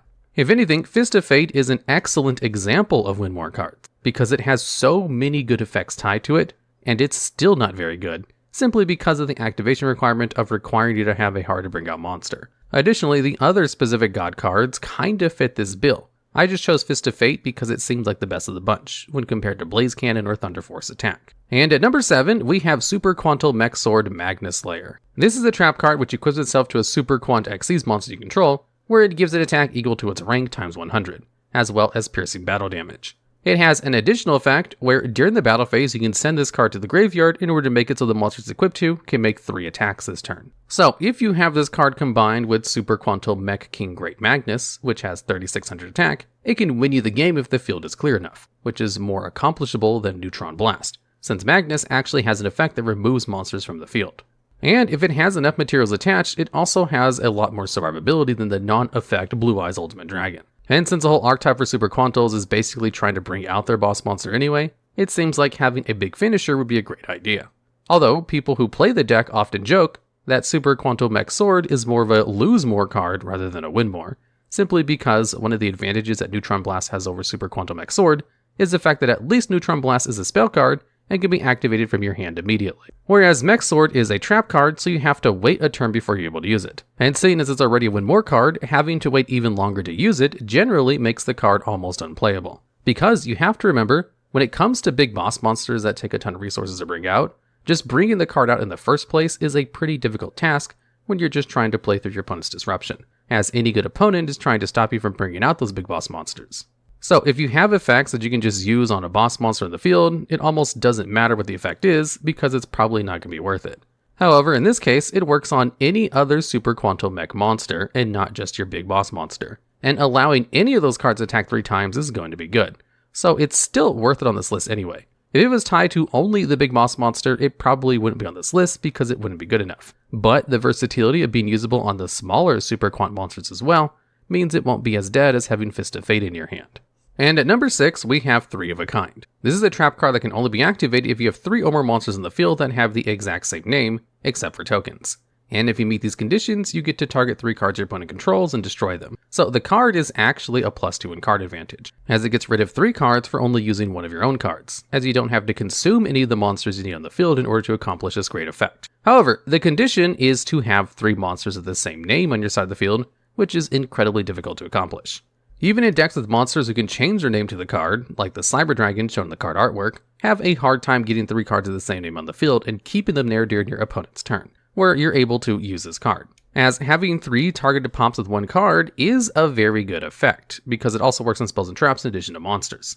Although, with like all of these win more cards, the reason this card doesn't really see very much play is purely because if you can use it, you're probably in a pretty good board state anyway, where you don't need the kind of effect it offers. If it did a little bit more than just destroy 3 cards, it would probably be worth it, which is kind of hilarious considering destroying 3 cards is already a really good effect. And at number 5, we have Yata-Garasu. This is a level 2 spirit monster which was banned for almost 20 years, and recently came off the ban list without an errata. And after coming off the ban list, hasn't really seen any competitive play, purely because of the fact it's almost entirely a win more card in modern Yu-Gi-Oh! Where it has the effect that if you inflict battle damage to your opponent skips their next draw phase. So if you manage to get ahead and get rid of all of your opponent's cards and then attack with Yata-Garasu, you can kind of lock them out of being able to come back in the game without the draw phase. However, if you're behind on board space, or in any other way, Yata-Garasu isn't a help at all because it can't be special summoned and only has that one battle related effect, with a pretty weak body of only 200 attack as well. If anything, nothing really encompasses a win more card like Yata-Garasu. If you're ahead and get the effect off, it can definitely make you more ahead. But the main reason this card has been so long on the ban list was purely because of how degenerate it can be rather than how good it actually is. And at number 4, we have Gouki Cage Match. This is a field spell for the Gouki archetype, which is an archetype that saw tons of competitive play. And what it does is, when it's activated, you place 3 counters on it. Then each time one of your Gouki monsters destroys one of your opponent's monsters by battle, you get to remove one of the counters from the card. And at the end of the battle phase, if the last of its counters was removed with its effect, you get to special summon as many Gouki monsters as you want with different names from your hand or deck, where you then get to place 3 counters on this card again, so you can try to get the effect off in your subsequent turns. So, if for some reason you have a clear field at the end of the battle phase, Gouki Cage Match can allow you to special summon 5 monsters from your deck, which is an incredibly good effect for a card to have. And with how much competitive play Gouki saw over the years, it may surprise you to hear this, but this card saw absolutely no competitive play within the archetype. And the reason for that kind of has to do with how the Goukis were actually played, where most of their competitive success was found in the fact that they all had floating effects that let you search out another Gouki card when they're sent from the field to the graveyard. So if you could find a way to get Gouki cards in the field, you could link climb like crazy until you ran out of hard once per turn searches. And since Goukis were mainly used as link climbing tools, you barely actually ended on any Gouki cards, which meant you weren't really destroying your opponent's monsters with Gouki monsters, so they wouldn't be able to use Cage Match anyway. There were later on some builds which did incorporate some actual Gouki monsters to enter the battle phase, but even then they wouldn't want to use this card because it just wasn't faster than playing Goukis without it. Although if you're already ahead in game state and had all the Gouki monsters just run over your opponent's cards, this would definitely assure that you would win more with its effect. And at number 3, we have Ghost Meets Girl, a masterful Makashi Shiranui saga. This is a trap card which requires you to distribute a Makashi or Shiranui Synchro or Link monster in order to activate its effect, where for the rest of the turn, neither player can special summon monsters from the hand, deck, or extra deck. So it's a full-on lingering effect lockdown from special summons, except from the banished zone or graveyard, which is generally where Mayakashis and Shiranuis special summon from, or have effects relating to those two zones. Additionally, it has a graveyard effect, where you can banish it from the graveyard to return one of your banished monsters to the graveyard, which is actually pretty good with zombie support. Now, Ghost Meets Girl is definitely a lot more usable when it comes to all the other cards so far, and a lot of people thought it might actually see competitive play because the effect is just that good. However, it kind of highlights the problem with win more cards, and the fact that it doesn't actually help the base strategy of the archetypes themselves, and instead can only be added on top of what they already do. And since Shiranuis and Mayakashis aren't really competitive on their own, giving them a broken win more card isn't going to help that problem. There are cases where a single piece of card was added to an archetype and immediately made it become more successful, like with Mathmech Circular. But the reason that card works was because it supported the main engine and made the archetype itself just function better for existing. Whereas Ghost Meets Girl doesn't really contribute to Mayakashi or Shiranui plays, and just makes it so you have a very good floodgate if you do manage to get off their combos. However, the effect should not really be undersold. If you do resolve the card, there's a good chance you can actually win the game. The problem is just getting to a board state where you can get to that point in the first place. And at number 2, we have World Legacy Scars.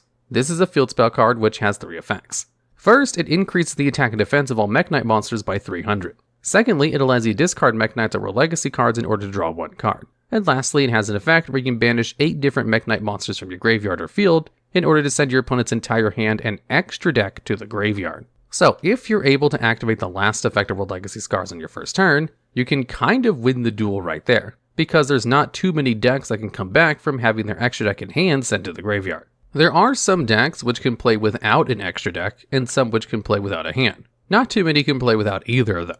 However, the effect is incredibly difficult to get off. And if you're in a position where you have 8 different Mech Knight cards in your graveyard, chances are the duel has been going on for a while, or you're in an advantageous position where you can just kind of win without the effect. However, there have been people who try to get off the effect anyway, and some people even found some success with trying to get off the effect on their first turn. So, out of all of these win more cards, this is one that actually kind of helps to a somewhat competitive win condition. Just not competitive enough to see widespread use, outside of a single top in 2022. And at number 1, we have the 6 Shinobi. This is a trap card which can only be activated if you have 6 different 6 samurai monsters with different attributes, or you get the effect to skip your opponent's next turn. Now, this is the ultimate win more card, as it requires you to have a board state, which you would probably have won the game anyway, in order to give you a very powerful effect that will definitely assure you win the game. Getting 6 different monsters with different attributes on your side of the field is incredibly difficult, even if 6 samurais have infinite loops with Gateway of the 6 that allow them to summon as many monsters as they want per turn. However, even in 6 samurai decks where they can use Gateway of the 6 in order to summon as much as they want, they still won't use the 6 Shinobi because it's so much easier to win in other ways. Because if you can summon as many 6 samurais as you want on your turn, you generally don't want to waste them trying to set up the win condition of just getting the 6 Shinobi live. Because while skipping your opponent's turn is a very strong effect, you can also just fill a board full of unbeatable negates instead. Of course, if the 6 Shinobi was a spell card, this would probably be a different story. But since it is a trap that you have to set and wait for a turn before being able to use it, this means it's probably never going to see actual play. In Yu-Gi-Oh, cards let you do things. Often these are things that help you win, like destroying your opponent's back row, or flooding your field with monsters, or locking important mechanics out of the game behind an impenetrable floodgate. Normal monsters let you do one thing: play a monster. They have no effect, and that makes them pretty bad. But they do have flavor text, and this little spice of lore sometimes says otherwise. Some normal monsters are holding back godlike powers. The monsters start off this list at, well, number 11 is the Familiar Face. You probably clicked this video when you saw its thumbnail. Who isn't familiar with the awesome wrath of the Blue Eyes White Dragon? This beast was the ace monster set to Kaiba in the original Duel Monsters anime. And well, whatever, you know what a Blue Eyes is. I know what a Blue Eyes is. We've all seen a Blue Eyes, but let's take another look at its description. This legendary dragon is a powerful engine of destruction. Virtually invincible. Very few have faced this awesome creature and lived to tell the tale. That's setting the bar pretty high, right? Not only is Blue Eyes the strongest normal monster in the terms of raw stats at 3000 attack and 2500 defense, but its flavor text confirms that it is virtually invincible and eliminates almost all that fall within the path of its fangs. And adding to the Blue Eyes White Dragon's resume, this is the only monster on this list to see considerable competitive play in the TCG on account of the oodles of support Konami loves to lavish this dragon with. However, it's the weakest, most powerful creature on this list. Every entry in this list to come next would not only live to tell the tale of clashing with the Blue Eyes, but would decimate the legendary dragon, like its cost down at the Buster Blader store, and you're not going to get a main phase too. The first creature to top the Blue Eyes White Dragon at number 10 is the confusingly named Fiend Reflection number 1, which is not actually a fiend, but a level 4 wind attribute winged beast with a disappointing stat line of 1300 attack and 1400 defense. Pay no attention to the 1700 attack deficit against the Blue Eyes White Dragon. Let's look at the description. This monster can draw its enemies into a mirror world that renders them helpless. From villages to knights to entire planets, dragons are famous destroyers, but also ill-equipped to escape a nefarious mirror world where they've been rendered helpless. That's actually absurdly powerful. There's a long legacy of powerful mirror-related cards in Yu-Gi-Oh! And even an entire archetype exploring the liminal world of mirrors and dreams, but Fiend Reflection number 1 is often tragically overlooked. At least, Fiend Reflection number 1 has stronger stats than its companion card, Fiend Reflection number 2, another puzzling level 4 winged beast with a light attribute and 200 less attack. A bird beast that summons reinforcements with a hand mirror. Let Fiend Reflection number 1 prove that it's way stronger to trap things in a mirror than to pull them out, for whatever that's worth. Interestingly, this card was never released in the TCG, even though Fiend Reflection number 2 debuted in the Legend of Blue Eyes White Dragon set, which was one of the first packs. You can acquire it as a normal from Legacy packs at Master Duel though, which is nice. Eclipsing Fiend Reflection number 1 and the Blue Eyes White Dragon to grace us with her presence at number 9 spot is Maiden of the Moonlight, a level 4 light fairy with an okayish 1500 attack and 1300 defense. She's a sorcerer blessed by lunar light with powers far beyond mortal comprehension, according to her flavor text. And if Kaiba's favorite dragon steps to her, it'll need a mostly dead zombie retrain like its weaker Red Eyes cousin. And no, Blue-Eyed Silver Zombie doesn't count. What's critical to the analysis here is Blue Eyes' obvious strength. Sure, it's virtually invincible, but that's not actually invincible. And we already said it, Blue Eyes is obvious. Mortals can comprehend its awesome wrath. You know what's far beyond mortal comprehension? Exactly. The lunar powers of Maiden of the Moonlight. And that's not the only space where Maiden of the Moonlight distinguishes herself. She's also shockingly expensive with a current TCG market price of over $20, because her English edition was only ever available in 2002's Tournament Pack 2.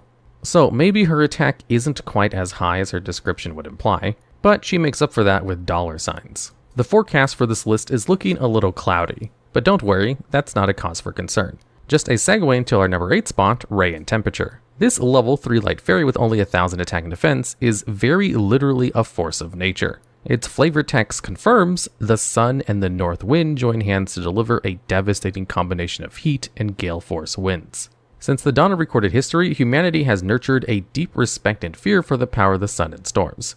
Many deities are derived from such phenomenon, and we're not talking about the winged dragon of Ra. We mean the original model. But enough about the true sun god. Ray and Temperature is the sun. That's actually real. The north wind, also real. The implications of this card are in fact staggering. Just as the sorcerers of old called monster spirits from other dimensions to square off in shadow games, perhaps sorcerers from other dimensions pulled the sun and north wind from our world into theirs to do their bidding. Just the sun would be more powerful than a Blue Eyes White Dragon. Just the north wind. This is both, and there's still only number 8 on our list. So buckle up, or don't, we've already moved beyond the sun in any map now, dredging the deep corners of dual monster lore where light doesn't reach. Now, if that sounds vague and conceptual, bad news. The vague space halfway between worlds, between is and isn't, is precisely where we're headed. It moves through lands of both shadow and substance, of things and ideas, crossing over into number 7, Mystery Hand. If you believe it's text, which for the purpose of this list we do, the Mystery Hand twists reality and reaches between dimensions to attack its enemies. Unfortunately, this translates into a monumentally disappointing 500 attack and defense on paper, or cardstock rather. We do have to talk about the mystery hand because the description goes crazy. Not even halfway down the list and we're shattering reality.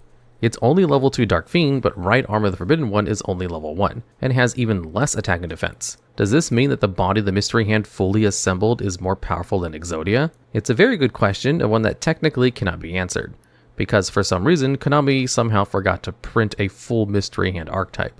What we can say without a doubt is that this enigmatic appendage alone is more than enough to ruin the normal monster with the most attack points, the Blue Eyes White Dragon, which is just a dragon. Actually, this monster is so mysterious that it doesn't exist in the TCG. Over 2 decades ago, it was obtainable exclusively as a common in the OCG Starter Box 1. Like fellow Blue Eyes White Dragon Destroyer, Fiend Reflection number 1, an official copy of Mystery Hand remains elusive to TCG players. However, like the Mystery Hand, if one reaches into a different dimension, in this case, the virtual one, you might find the power you're looking for. That's a very convoluted way of explaining that the Mystery Hand, despite its absence from the TCG, has an impressive resume of video game appearances, including in Yu-Gi-Oh! Duel Monsters, Yu-Gi-Oh! Duel Monsters 2 Dark Duel Stories, Yu-Gi-Oh! Forbidden Memories, Yu-Gi-Oh! Dark Duel Stories, Yu-Gi-Oh! Duel Monsters 4 Battle of Great Duelists, Yu-Gi-Oh! Duel Monsters 5 Expert 1, Yu-Gi-Oh! The Duels of the Roses, Yu-Gi-Oh! Duel Monsters 6 Expert 2, Yu-Gi-Oh! The Sacred Cards, Yu-Gi-Oh! Worldwide Edition Stairway to the Destined Duel, Yu-Gi-Oh! World Championship 2004, Yu-Gi-Oh! Duel Links, Yu-Gi-Oh! Master Duel,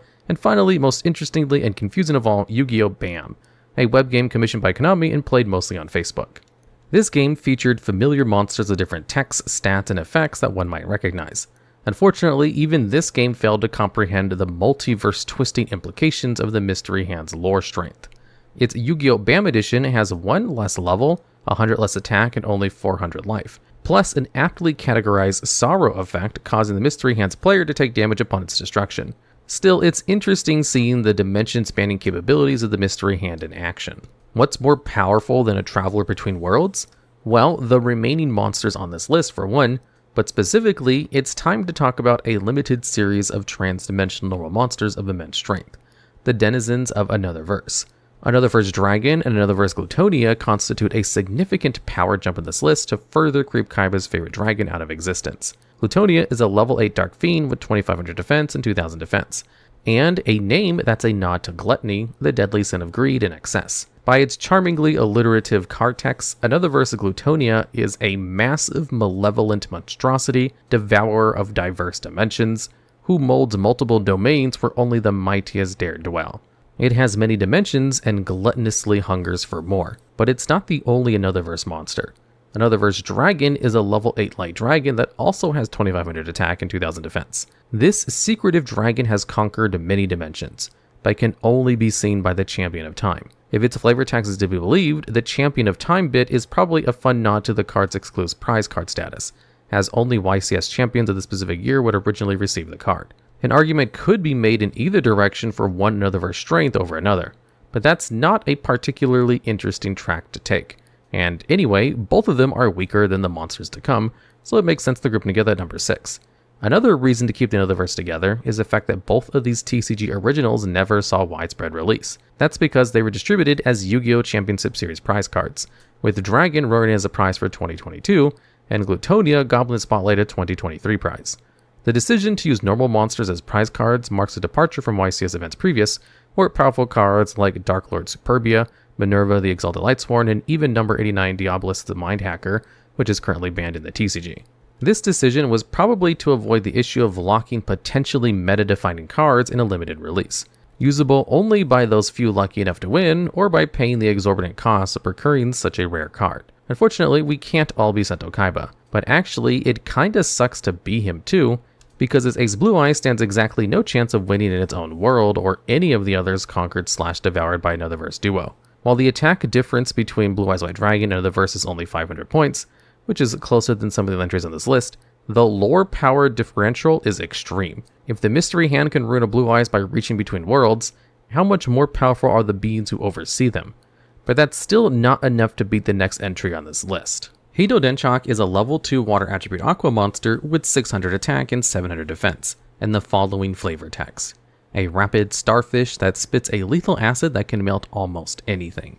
Very impressive. We'll ignore the fact that rabies affects exclusively mammals, and starfish are invertebrates of the Echinoderm phylum, because Hitodenshock is not the number 5 enter in this list.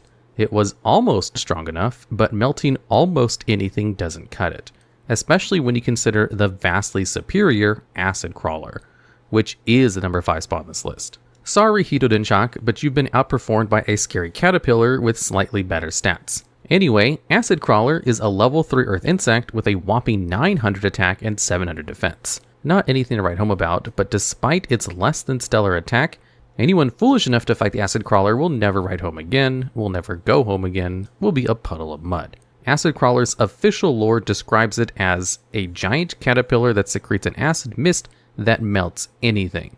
Not almost anything, anything. Are you a thing? Meltable.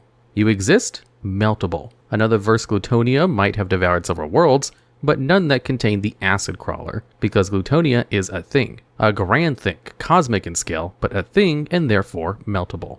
You know what else melts? Silly dragons that think their lightning breath is enough to keep them safe from a sinister creepy crawly that was never released in the TCG, but can be obtained in Master Duel and Duel Links. We can only assume that the Acid Crawler was never printed to shield the larger world from a creature that cannot be stopped, cannot be contained, has less than 1000 attack, but according to its flavor text is stronger than anything.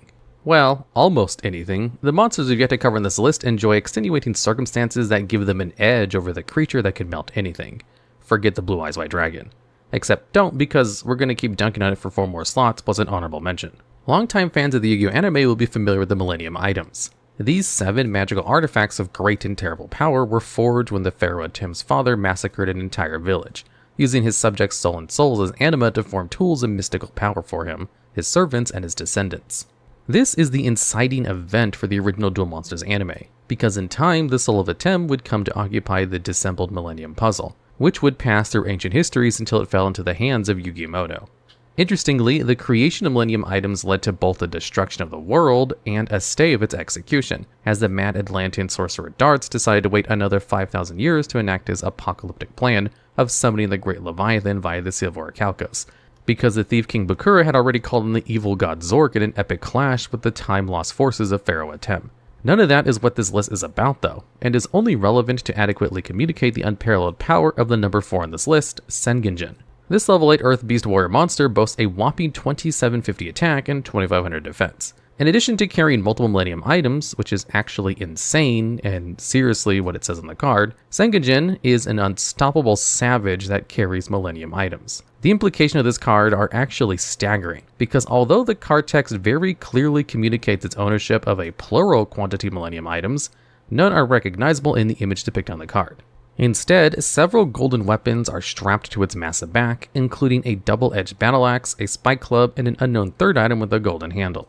So, this either means we have a wave of unknown, suggestively violent Millennium items, or the actual items carried by Sengenjin are hidden from view. Given his gigantic size, it's likely that his green pouch could carry almost any number of items. But anyway, can any combination of Millennium items defeat the Blue Eyes White Dragon? The answer is yes, and Sengenjin could probably stomp the Acid Crawler as well. Like the Mystery Hand, the Millennium items confer into their hosts the ability to reach dimensions, and what's more, even establish their own pocket dimension for the express purpose of settling a high-stakes wager, where the laws of reality are the rules of the game, the Shadow Game. With Sengenjin's arsenal of multiple, and again, that's actually crazy, Millennium items, it is able to edit the code on which the world runs.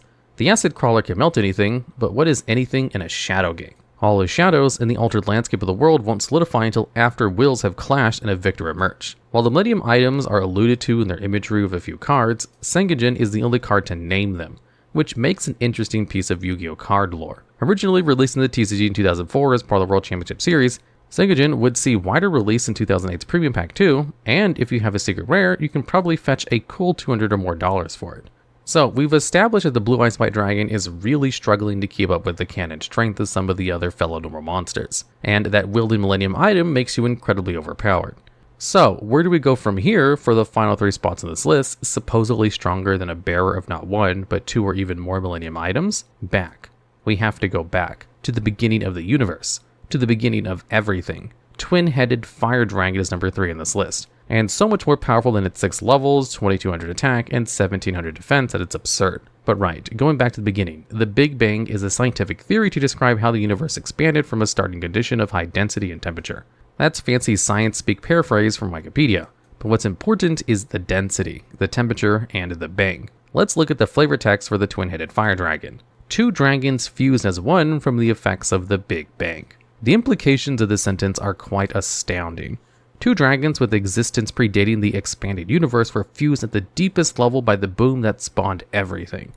The shape of twin-headed fire dragon is even reminiscent of an atom, perhaps referencing the molecular nature of its rebirth. That's the density, and its fire attribute? Well, that's the heat. Not only has this dragon always existed, it has existed before always as a concept.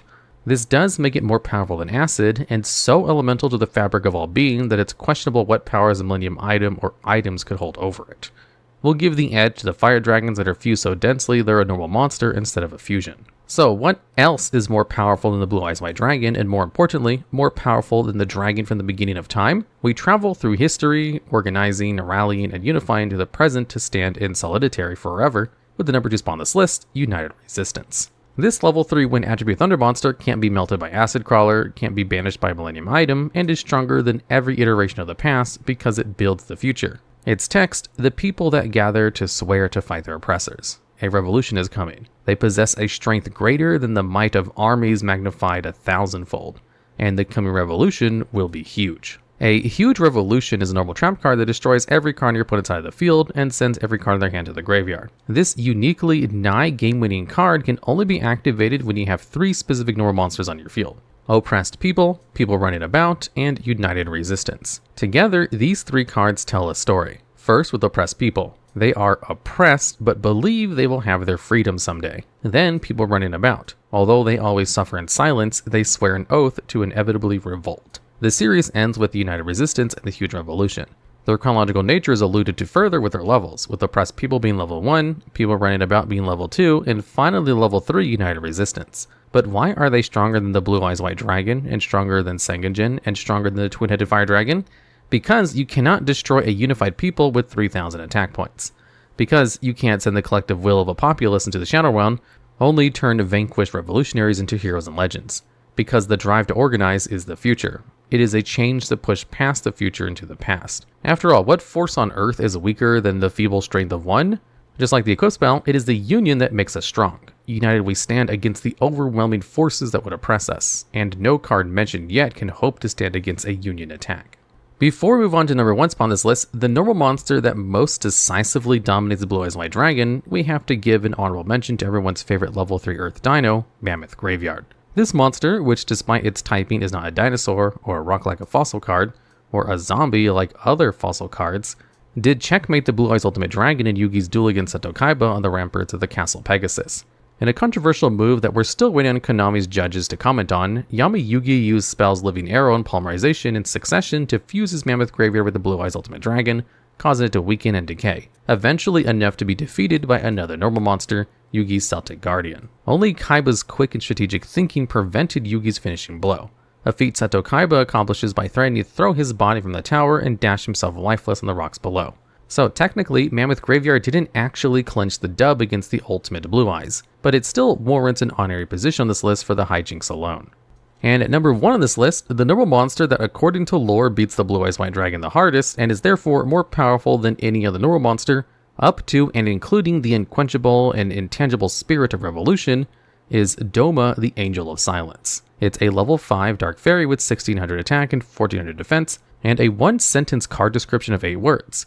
This fairy rules over the end of existence. It doesn't matter, nothing does. No one ever wins against Doma, because Doma is the end and Doma is entropy. If Twin-Headed Fire Dragon is the avatar of the universe's first moments, and United Resistance is the indomitable restlessness of the present, then Doma is after all that. All things end, and Doma is the last thing. With the end of Doma comes the closing of the universe's books.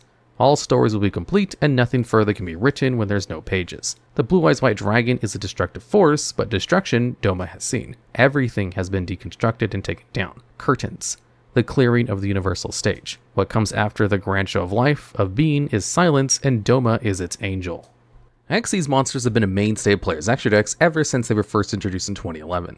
These black boarded cards can be summoned by overlaying 2 or more monsters of the same level as its materials, making for easy to access monsters with impactful effects. Some levels, however, are easier to access than others. And today, we'll get to some of the best of the worst levels to go into, which are the ranks 11 through 13 Exis monsters. And at number 10, we have C1000 Numeronius. This rank 12 monster with question mark attack requires 5 level 12 monsters to be summoned. Once per turn as a quick effect, it can detach material to non-target destroy a card in the field. Also, at the end of the battle phase, it destroys all other monsters in the field, and summons an opponent's monster from the graveyard to your field in defense position. Lastly, if it were destroyed by an opponent's card and sent to the graveyard, it will summon number IC1000 Numeronius Numeronia from your extra deck. So, how exactly are you supposed to summon this guy? Sure, you could summon all of your Blue Eyes Ultimate Dragons and your Divine Serpent Guest to make this guy with 5 level 12 monsters, but that's trading 5 monsters for 1, which will have 0 attack. No, what you're meant to do is activate Numeron Chaos Ritual after your number C1 Numeron Chaos Gate Sunya was destroyed that same turn. This would allow you to summon number C1000 Numeronius and attach all the Numeron gates to it as a material, at the same time as making Numeronis' attack 10,000. As you might have surmised by now, this card is not good. A decent chunk of this list are the least worst monsters that are rank 11 to 12, and we have to make some concessions. Numeronius is a gimmicky jank deck that aims to turbo out one of the monsters that best defines the big number good philosophy. Indeed, if number C1000 Numeronius is destroyed by an opponent's card, it will summon number IC1000 Numeronius Numeronia. This rank 13 monster features the highest number in any card text in the game, gaining 100,000 attack points as per its own effect. On top of that, if your opponent does not attack this gargantuan monster, as they probably won't if they intend not to take around 98,000 points of damage, you win the duel thanks to IC1000's effect. Yet, that is admittedly pretty cool, but also really bad. You need to have access to Numeron Network, sending Numeron Calling to bring out number C1 Numeron Chaos Gate Sunya. Then you need to destroy that Gate Sunya and then activate Numeron Chaos Ritual to bring out Numeronius. That's a lot of work to commit to a play that loses to a single SP Little Knight. Still, number C1000 Numeronius is iconic and unique enough, having seen sufficient casual play for it to barely sneak onto this list, even if you don't really want to summon him like ever. And at number 9, we have Raid Raptor Rising Rebellion Falcon. This newest bird to take the place of Raid Raptor's extra deck is a rank 13 monster that requires 5 level 13 Wing Beast monsters to summon. Once summoned, it destroys all cards your opponent controls. And if it has 3 more Raid Raptor Exis monsters as materials, it will burn your opponent for the same attack as the monsters it destroyed. It's also unaffected by other card effects, making it effectively impossible to remove. On top of all that, it can detach 3 materials to copy a Raid Raptor Exis monster's effect from your graveyard. Yeah. That's a lot of effects on a 4,000 attack body, and all for the low price of 5 level 13 Wing Beast monsters. Phantom Nightmare brought the Raid Raptor deck a bunch of new toys, Rising Rebellion Falcon being the shiniest of them all. However, as there are currently no level 13 Wing Beast monsters in the game, you might need a bit of extra help. The also newly released Rise Rank Up Magic Raid Raptor's Force is designed to summon this behemoth of a bird. The Raid Raptor deck has never truly done much, only making a splash with Raid Raptor Force tricks in certain Lunalight builds, to search either Blackwing Zephyros the Elite or Raid Raptor Singing Lanius. Still, even if the deck has not been up to the standard decks nowadays needed to be cleared in order to be playable, it features some honestly extremely strong cards. Stuff like Raid Raptor Nest being just a deck search or graveyard recursion, and Raid Raptor Y-Strix just being completely an insane card. This brand new wave of support aims to bring the deck into the limelight, but with no results to speak of since the release of the OCG, we'll have to see if these blackbirds come to roost in our deck boxes. And at number 8, we have number 84 Pain Gainer. This rank 11 monster requires 2 level 11 monsters as its materials. Level 11 monsters are hard to come by, hence why this card comes with an alternative summoning method. As you'll see, the rest of this list's monsters have an alternative summoning method as well, since it would be extremely hard to summon them by ordinary means. In the case of Pain Gainer, you can overlay it on top of any rank 8, 9, or 10 Dark Exis monster with 2 or more materials. What this gives you is a 0 attack, 0 defense monster, which gains 200 attack times the rank of all Exis monsters you control. It being a rank 11 means that it'll have a 2200 attack body if it's the only one you control. But the card's main effect is that, whenever your opponent activates a spell or trap card effect, you get to inflict 600 damage to them. Furthermore, it has an effect which allows it to detach material to destroy all monsters your opponent controls with the defense lower than itself. While this card has a powerful effect, it has seen very little play in most decks. And what little play it has seen was as a way to get into our number 7 spot. And at number 7, we have number 77, the 7 Sins. I've chosen to bundle these two next to each other because they're almost always played together, and are designed to work with each other. The Seven Sins is a rank 12 monster that requires 2 level 12 monsters to summon, but can also be easily overlaid onto any dark rank 10 or 11 monster you control, locking you out of its main effect if you do summon it this way. The main effect being that, by detaching 2 materials from itself, you can banish all special summon monsters your opponent controls and attach one of them to it as a material. Furthermore, if Seven Sins were to be destroyed in any way, it can protect itself by detaching material instead. While these do see very sporadic play, they have found their place in people's extra decks in the past, and for good reason. The very short-lived Dark Matter Dragon Rulers deck made use of these two cards by overlaying on top of their namesake card, number 95, Galaxy Eyes Dark Matter Dragon. However, this deck existed for a very little time, meaning that this pair of spiders saw a drop-off in play. There was a time, nonetheless, where the rank 8 decks that existed had a bunch of free extra deck space, meaning these critters saw a bunch of play even if they're nowhere to be found nowadays. And at number 6, we have the former prize card, number 93 Utopia Kaiser. This rank 12 light warrior monster can't even be summoned by overlaying level 12 monsters, and can only be brought out by overlaying 2 or more number monsters with Exis materials. It also has an effect where it can summon rank 9 or lower number monsters from your extra deck up to the number of materials Utopia Kaiser has with different names, and then detach a material from itself. If this powerful effect resolves, however, you're locked out of special summoning for the rest of the turn, and halves all battle damage your opponent takes. Lastly, if you control another number monster, Utopia Kaiser cannot be destroyed by battle or card effects. While it has a strong effect, being able to bring out a bunch of bodies for free, its downsides really bring the card down. Ordinarily, you'd be using up to 2 monsters to summon a hard-out body and a bunch of negated monsters you can't use for any summons, since Utopia Kaiser blocks you from summoning after you use its effect. Furthermore, this card was a YCS prize card, meaning it commanded a 1000 plus prize tag, making it well out of the reach for most players, certainly damaging what the card could realistically achieve. Konami has a tendency to import prize cards in Battle of Legends sets, and like they did with Minerva the Exalted Lightsworn and Light's Revenge, when Heroes Revenge came out, we saw the release of number 93 Utopia Kaiser as an affordable secret rare. On release, the card was disregarded as yet another bad prize card that players would forget in a week, like Ascension Dragon or Digvorzok, King of Heavy Industry. And while it took a little bit of time, players were not blind to the fact that a card released a bit earlier that same year in Dual Power made Utopia Kaiser into a floodgate combo enabler. Number 39 Utopia Double is a rank 4 light warrior monster requiring any 2 level 4 monsters to bring out. It can, as a quick effect, detach a material from itself to search out a copy of Double or Nothing, and then special summon any Utopia monster from your extra deck on top of Utopia Double and then double its attack. Double or Nothing is a quick play spell designed to combo with the original number 39 Utopia, which if you negate your own attack, you'll be able to activate Double or Nothing to attack again for twice Utopia's attack. If brought out with Utopia Double, you'd be punching with a 10,000 attack number 39, making for an easy OTK in most circumstances. Utopia Double saw a little bit of play in some rank 4 strategies and in Sky Strikers of all things, to enable an easy way to close out games which the deck lacked. Players eventually realized that number 93 Utopia Kaiser was in fact a Utopia monster, so the need to use 2 number monsters to bring it out was now reduced to just 2 level 4 monsters. But Kaiser's effect was still not all that good, since you could not do much with the monster that it summoned. However, it just so happened that the Lunalight deck was able to do 3 very important things. 1. Summon a bunch of level 4 monsters to bring out Kaiser. 2. Be the most powerful engine in the format. 3. Summon the Phantom Knights of Rusty Bardiche. Bardiche was able to send the Phantom Knights of Ancient Cloak or the Phantom Knights of Silent Boots to the grave to then search out the Phantom Knights Rank Up Magic Launch, which would summon any monster on top of any Xyz with no material. The combo was simple. You simply search out Rank Up Magic Launch, then summon Utopia Kaiser to bring out number 68 Sanafon the Sky Prison with 0 materials. Then, during your opponent's main phase, you would activate Rank Up Magic Launch to summon a DDD Duo Dawn King Kali Yuga, which would stop your opponent from resolving any effects on their field. While some other builds of Lunalights were more popular by virtue of being a lot more consistent and having access to more varied tools, it cannot be understated how demolishing it was to fully resolve this combo back in 2019. And at number 5, we have number 99 Utopia Dragonar.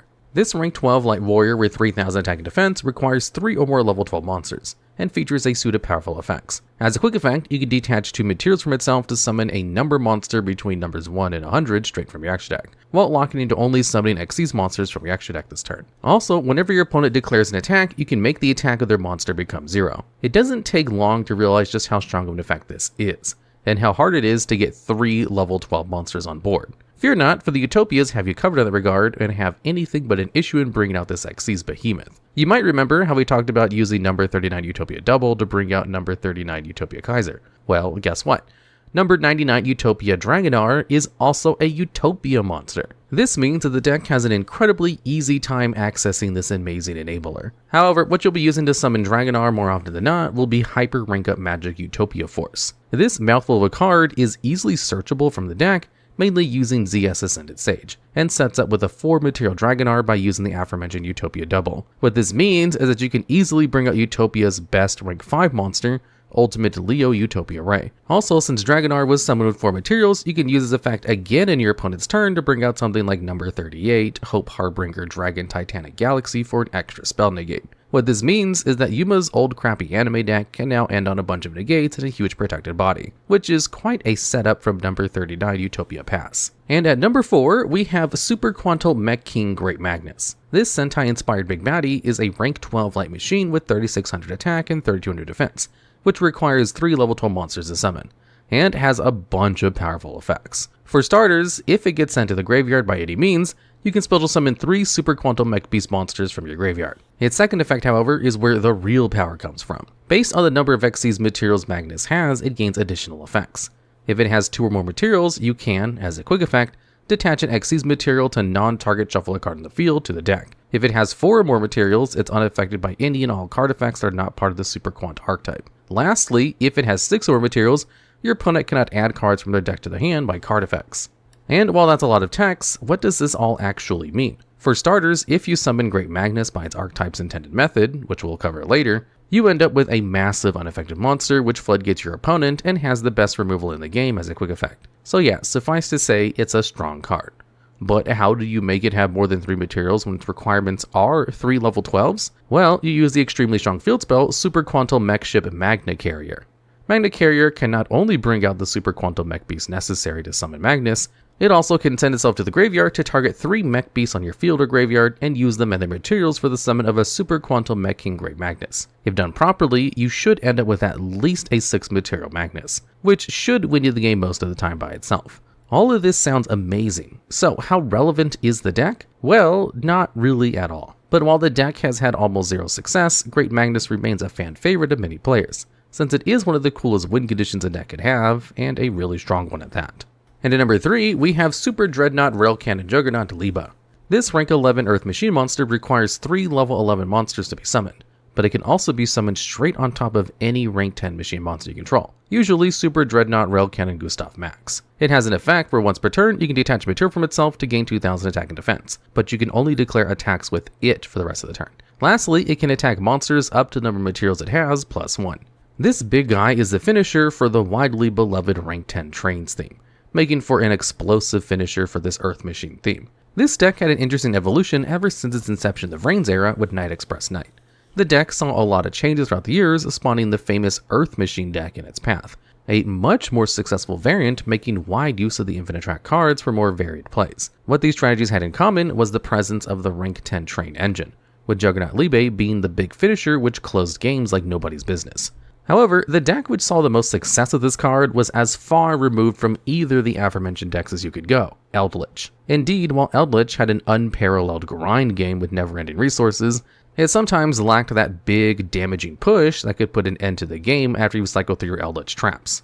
And as luck would have it, Eldritch the Golden Lord is a level 10 monster with a very easy summoning condition. Getting 2 of them on the field would allow you to go into Super Dreadnought Rail Cannon Gustav Max, dealing 2000 points of damage, and then summoning Super Dreadnought Rail Cannon Juggernaut Liebe, finishing the game for a swift OTK. And at number 2, we have a very new card, Super Star Slayer Typhon Sky Crisis. This is a rank 12 Dark Machine monster with 2900 attack and defense. It also boasts one of the easiest summon conditions of probably any Xyz monster.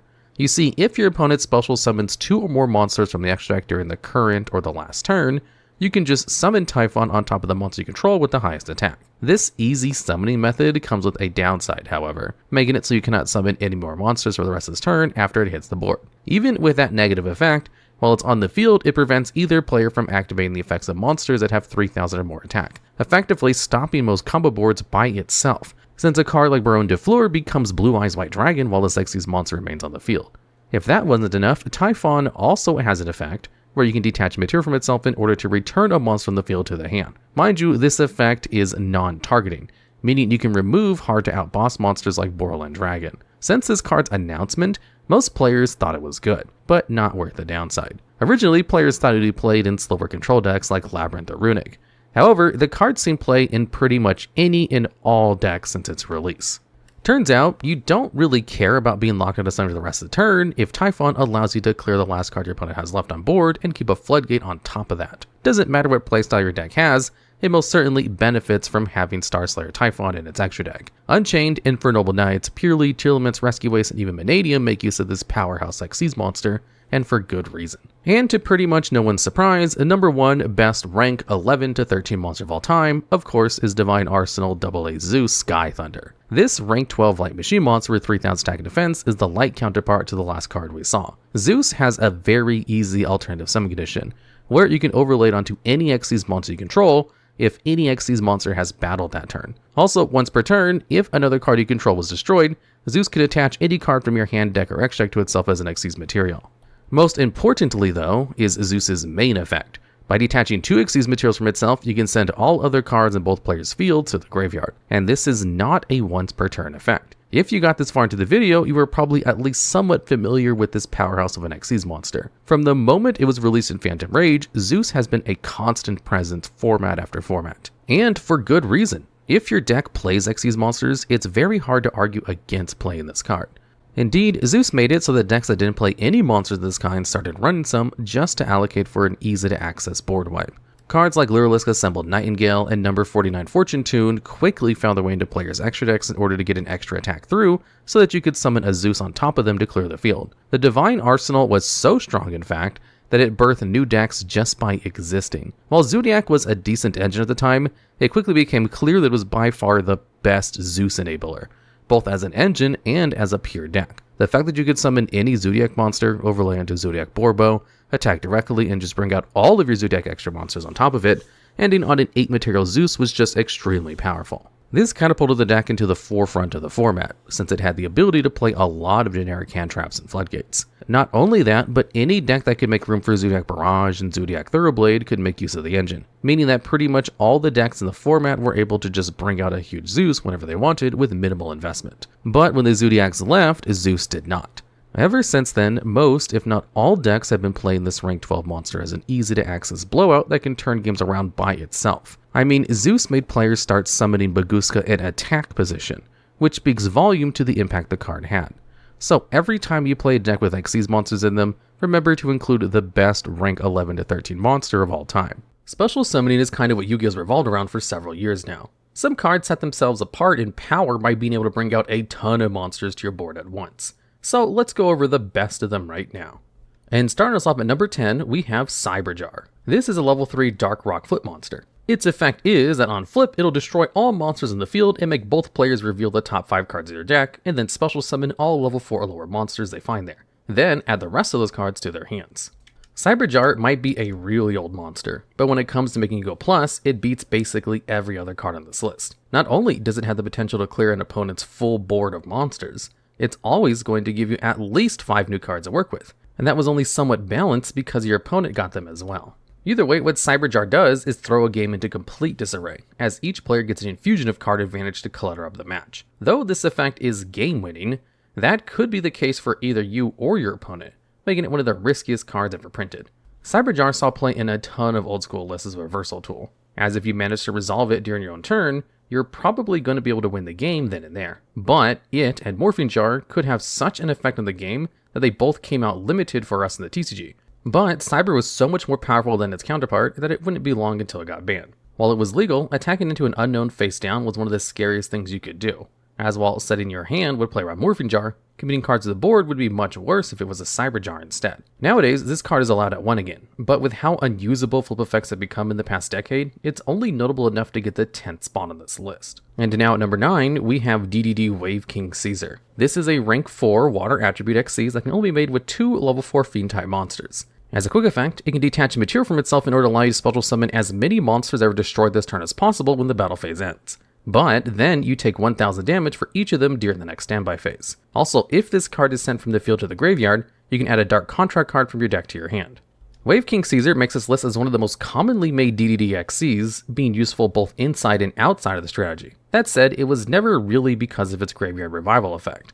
Though it does have the potential to bring back a whole field that you had wiped previously with a Torrential Tribute, that was much less likely to come up than just using it as a combo enabler. Wave King Caesar could be used to trigger the DDD's effects of special summon from the graveyard, which was crucial for their combos, and then be used as a fusion material to net you a search when it hit the graveyard. As the one rank 4 DDD, it could also be used to rank into Marksman King Tell, which is yet another DD monster being used for the deck's extension effects. This ability to slap an Exis on top of another one would become much more coveted once their new Exis came out, as it can also be summoned on top of King Tell as well as Zeus, as it lets you get 2 activations of the cards off of going into a single rank 4. The release of these 2 new cards would also make it so the Fiend-focused decks such as Labyrinth would also start running Caesar, as it could now greatly help with your plays when going both first and second. And at number 8, we have Hysteric Party. This is a continuous trap that requires a discard to be activated, and it lets you special summon as many copies of Harpy Lady as possible from your graveyard. But when this card leaves the field, they all get destroyed. If there was one thing no one expected during the Xyz era, it would be that Harpies of all things would be meta. This anime archetype managed to get some of the craziest examples of legacy support ever, making them go from a pretty mediocre series of cards to a competent Xyz spam strategy. This was in no small part due to Hysteric Party. In an age where Call the Haunted had only recently started to leave the lists, this card could be as many as 5 Call the Haunteds at once. Even though it lists specifically Harpy Lady as a target, the Harpy deck is filled with cards that treat themselves as Harpy Lady while in the graveyard. This included Harpy Channeler, the deck's best opening play, as well as Harpy Queen, both of which had discard effects that would fuel into this card even more. Though the rank 4 pool wasn't nearly as good as it is now, Harpies uniquely had access to some of the best really good options due to their typing and attribute, like Zero Fine and Lightning Chidori. Due to Channeler's level modulation effect, they also had access to the rank 7 pool, containing some of the strongest Xyz of the time like Dracosac. All of this as well as a very easily searchable in-archetype back row removal, back when people played MST at 3 in every deck, really made this deck stand out from all the others. As the one strategy with an archetypal soul charge, Harpies enjoyed their place in the meta for a while, up until the actual soul charge came out, at which point other combo decks were much better at abusing the card and took over their niche completely. And at number 7, we have Generator Boss Stage. Its first effect triggers whenever a card is added from your opponent's deck to their hand, and it lets you special summon a Generator monster from your deck. Additionally, if you special summon a Generator monster during your opponent's turn, it lets you special summon to your field as many Generator tokens as possible in attack position, but they get destroyed during the end phase. Token generators have always been ridiculously good since Link Monsters came out, as can be seen with how badly Tomahawk wrecked the format while it was around. But Boss Stage gets around the main problem with such a card by only filling your field during your opponent's turn. This card's effect will always trigger during your opponent's draw phase, as that counts as a card getting added from their deck to their hand, and gives you a free generator as well as fodder for its effects. The scariest of all of them being Har, which is both an Omni Negate and also has an effect to rip a card out of your opponent's hand a la Dark Law. This double interaction off of a single card was enough to let the deck attain rogue status for a while, though it was always held back by the fact that you had to fill your deck with those level 9s with no inherent summoning conditions, and didn't help that Boss Stage cannot summon from the hand either. The monsters all being level 9s was also a pretty nice trait to have while VFD was still legal, as the card essentially locked your opponent out of the game for a turn. But this wasn't nearly enough to make this deck meta, as Virtual World was always the best at turboing it out. A lot of this deck's issues would have been solved with their newly released support Vala and Levitate, which give them both a great way to use 9 stuck in your hand, as well as a great extra deck monster to end on. Though they did allow the deck to get a couple of tops in smaller events in the modern age, the power level is still a tad too high for them to thrive now. And at number 6, we have Super Ancient Deep Sea Coelacanth, a level 7 waterfish monster with 2800 attack, whose effects let you discard a card to special summon as many level 4 or lower fish monsters from your deck as possible, but they cannot declare attacks and their effects are negated. Also, if this card is targeted by a card effect, you contribute another fish monster to negate the effect and destroy that card. For how old this card is, Coelacanth packs one of the most powerful kinds of effects ever printed, being able to bring out any number of monsters straight from your deck. The only things holding this card back were that it's a high level monster with no inherent summoning condition, and that fish monsters were incredibly lackluster even back then. Still, being able to eat Telly for 4 was enough of a reward to lure several players to try and make it work. This card would become the centerpiece of a whole strategy once the Synchro era had settled in the so-called Fish OTK. The usual combo would be use Coelacanth to bring out Royal Swamp Eel, Metabo Shark, Fishborg Blaster, and Oyster Master. The biggest conversion for all this fodder was the Armory Arm Colossal OTK, which can kill your opponent from basically any amount of life points by equipping Armory Arm to their guy and repeatedly crashing Colossal Fighter into it. This setup was even somewhat flexible, allowing you to also make a Stardust Dragon to protect the combo, or even a second armory arm to get kills through even on weaker monsters. With all of this said, this combo was still awfully hard to assemble. The most common way to get Coelacanth out was to tribute summon it, which meant the deck was basically forced to play the Frog engine to try to get it going. Having to spend so many resources to get into it also made Coelacanth a huge target for any of the commonly used back row, so you were almost required to have back row wipe to go alongside it. Lastly, with so many otherwise useless fish monsters in the deck would often brick and couldn't play much defense. Despite all of this, the deck did see a moderate amount of success before the Armory Arm Arata, and Konami wouldn't print a card quite like this until several years later. And at number 5, we have Phantasmal Lord Ultimatul Bishbalken. This is a Dark Dragon synchro monster with no actual level, but its effects makes it so this card's original level is always treated as 12. It cannot be synchro summoned, and you must special summon it from your extra deck by sending 2 level 8 or higher monsters you control at the same level to the graveyard, with one being a tuner and the other being a non-tuner. This card cannot be destroyed by card effects, and it gains 1000 attack for each monster on the field. During the main phase, its effects let you special summon as many level 1 Fiend type tokens with 0 attack and defense as possible to both players' fields and defense position, but this card cannot attack this turn. Despite being the evolved form of Ultimaya to Zulkin, Bishbalken would hardly see any play unlike its lower level counterpart. Though, getting a level 5 or higher tuner was never the hardest thing out there, especially with cards like Quick Draw Synchron and Gofu the Vague Shadow being around, the task gets upped in difficulty dramatically when it comes to a level 8 one. Pretty much the only deck able to bring this card up for a really long time was Infernoids through Decatron's level modulation effect. But even there, Bishbalken was a rather rare tech that would only come up once in every 50 games.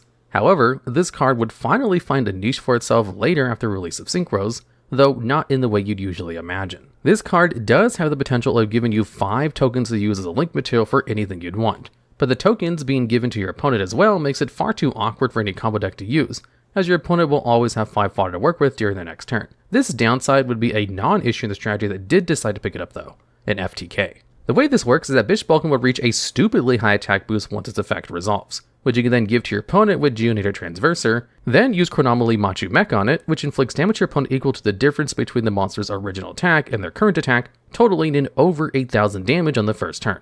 Though this did get a couple of tops in its time, the fragility of the combo would end up pushing it out entirely with barely any time to shine. And at number 4, we have Junk Speeder. This is a level 5 Synchro Wind Warrior monster that must be with a Synchron tuner and one or more non-tuner monsters. If this card is synchro summoned, you can special summon as many Synchron tuners of different levels from your deck as possible in defense position, but then you get locked into synchro monsters the turn you activate this effect. Also, if this card that was synchro summoned this turn battles another monster, you can make this card's attack become double its original attack until the end of the turn. Junk Speeder is one of those archetypal extenders that reads straight up like a custom card. It's able to bring any number of Synchron tuners from your deck, with the only restriction that you're locked into the deck's main summoning method anyways. The biggest issue with this monster used to be that it was first released during Master 4, it just didn't work under that. Since you couldn't make multiple synchros without any arrows, and this card's effects prevent you from going into links at all during the turn you bring it out, there were never really any payoffs for resolving it, as even the strongest synchro monsters would require multiple synchro monsters to be made.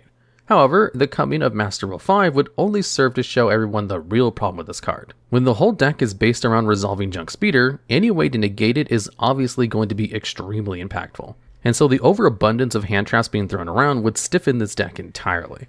Though Ash Blossom can be played around as Junk Converter can chain block it, the deck never really had a way to beat Veiler, Imperm, or Nibiru, 3 of the most played cards in almost every meta sense. Still, with how many new cards both Synchrons and Synchros in general have received, its combo is pretty much always an instant win if it resolves, and so the deck managed to get its first top this year when mixed with Adventure Engine to make sure your plays would go through. Next up at number 3, we have Xyz Encore. This is a quick play spell which lets you target a face-up Xyz monster your opponent controls that has materials and detach all materials from it. Then that monster gets sent back to the extra deck, and if its materials that were monsters hit the graveyard, you can spell to summon those monsters your opponent's side of the field in defense position, but their levels are reduced by 1. Oh, also, cards and effects cannot be activated in response to this card. Xyz Encore was yet another great TCG exclusive to be released in 2013, coming off not long after limitation of compulsory evacuation device. Not unlike Compulse, this card offers non-destruction removal and quick effects, but it comes with a few caveats. Of course, it can only hit Xyz, and your opponent does get the materials back to the field, but these weren't nearly enough to make this card not see play. Since all the monsters get downgraded a level forever, it's not likely they will be able to use these bodies on the field again, turning them into empty advantage. Exis Encore began seeing play right after its release as a side deck staple in Dragon Ruler format. One of the most common budget ways to directly counter rulers was to play Evil Swarms, since they had very easy access to Ophion, who stops all special summons for monsters that are level 5 or higher as long as it has material, and all rulers are level 7. What made this card an absolute pain to deal with was its other effect, which lets you search out an Infestation spell, meaning you'd also get access to Infestation Pandemic to make Ophion unaffected by most back row at quick effect speed. This is where Encore came in, as it removed Ophion and couldn't be responded to by Pandemic. This card saw on and off play in the side to remove annoying Xyz ever since, showing up again as pretty much the only way to deal with Rongo Miniat. Even though Rongo is unaffected by card effects while it has no materials, they've ruled it so that Encore affects the Xyz materials and not the monster itself. Thus, it works even on towers-like cards. This card was actually seen a decent amount of play as soon as last format to out a Riseheart and Expertly Noir, as their materials would either get banished or be mostly spells respectively, so your opponent wouldn't get enough summons to overwhelm you anyways. And coming in number 2, we have World Sea Dragon Zealantis. This is a Link 4 Water Sea Serpent with 2500 attack, and can be made with one or more effect monsters.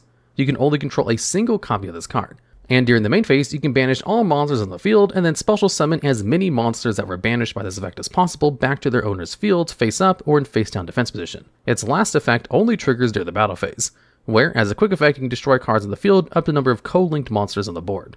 Zealantis is one of the most unique Link 4s out there, as it actually only requires a single monster to be made. What this means is that you can make this card off of another Link 4. So you can turn a spent Appaloosa or a negated Accesscode into an entirely new monster. This did have the potential to be splashed into any deck which could link climb, but its effects weren't useful enough for it to be worth a slot. People then looked at this card as a way to trigger the effects of monsters with no hard once per turn effects to use them multiple times, such as Ignister Prominence. This ended up being the card's first home in Pendulum, where it worked greatly, especially when going second. However, as that deck went out of the meta, Zealantis would then go on to become heavily associated with Marincess instead. Because the deck runs not one, but two archetypal Link 4s, it has a really easy time going into it. However, the best part about using it there is that Marincess always locks itself into water monsters with Marincess Coral Anemone. The way this interacts with Zealantis is that its effects does banish all monsters in both players' fields and then brings them back, but since you are the one doing the summoning, you were unable to bring back non-water monsters. This doesn't do anything for you as your whole deck is water attribute, but if you banish any of your opponent's monsters with this card, odds are they're not waters, and thus will stay banished forever, making this into a free field wipe for the deck. Marincess is a pretty respectable rogue strategy to this day, having access to one-card combos as well as a ton of space for hand traps. And finally at number 1, we have Rekindling. This is a normal spell card that lets you special summon as many fire monsters from your graveyard with exactly 200 defense as possible, but then they get banished during the end phase.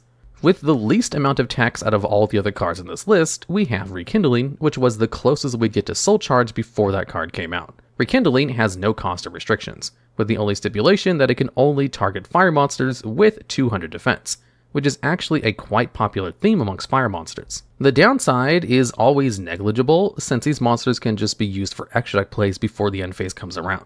Now, with how powerful this card is, people have made several attempts at making Rekindling work. The first of which was together with the Flameveil engine, with Fire Dog and Magician both being targets, as well as Dog being able to summon the Magician straight from the deck, you got access to a powerful synchro engine, with level 8s being some of the strongest at the time. Being able to get them off of a single card with either Rekindling or the Dog gave this deck a lot of explosive power. Later on, we'd see Rekindling being used as a payoff for Lavels, being able to foolish a ton of fires with 200 defense to the graveyard very quickly, with this card allowing you to end on a Quasar in an age where no deck was really equipped to deal with it. The issue with both these decks is that they more or less relied fully on Rekindling for their cards to actually be good, and so would be pretty far behind other strategies if they didn't get their unsearchable powerful spell card into their hand. Rekindling would reach its peak at the 3-axis Firefist decks, with just enough targets to make the card work, as well as more options to convert the extra bodies into, playing both Synchros and Xyz. This was when Rekindling was so good it had to be limited on the list, a hit that would look pretty silly as Soul Charge came out only a month later. This card would keep seeing play as the boneless version of the better spell for a while in decks such as Fire Kings, which had a couple of very good targets, and Infernoids, which had their best monster as one. Fittingly, this card just kind of fizzled off after Infernoids were in the meta, as not only did these kinds of unsearchable bombs become harder to utilize in a faster metagame, but also because Konami hasn't really printed any archetypes to take advantage of it. Still, there's no denying how strong this card used to be, being the most impactful of its kind to never get banned at some point in time. And there's no telling when we'll get an archetype that might put this card on the list again. In today's teaching of failed cards and mechanics, we'll take a trip back to the Demise/Ruin archetype that came out in Cybernetic Horizon. The archetype was meant to play homage to the original Demise and Ruin, and was an attempt to fix the ongoing issues the ritual mechanics had. What's hilarious about this is that the original cards had better results than their retrained set, and even saw competitive play. Okay, it was really just Demise running the gauntlet, but with how things panned out, any wins is good, especially if it wins you top 16. Whether good or bad results, the monsters look pretty freaking awesome. So let's see what brought Armageddon to this failed archetype. The story starts in Shadow of Infinity in 2006. Starting with their epic names, Demise, King of Armageddon, and Ruin, Queen of Oblivion, were level 8 ritual monsters, with Demise coming in with 2400 attack and 2000 defense, and Ruin having 2300 attack and 2000 defense. Both Demise and Ruin can be ritual summoned by End of the World, a ritual spell card that requires the total levels of the attributed monsters from hand or field to equal the ritual monster's level you're attempting to summon.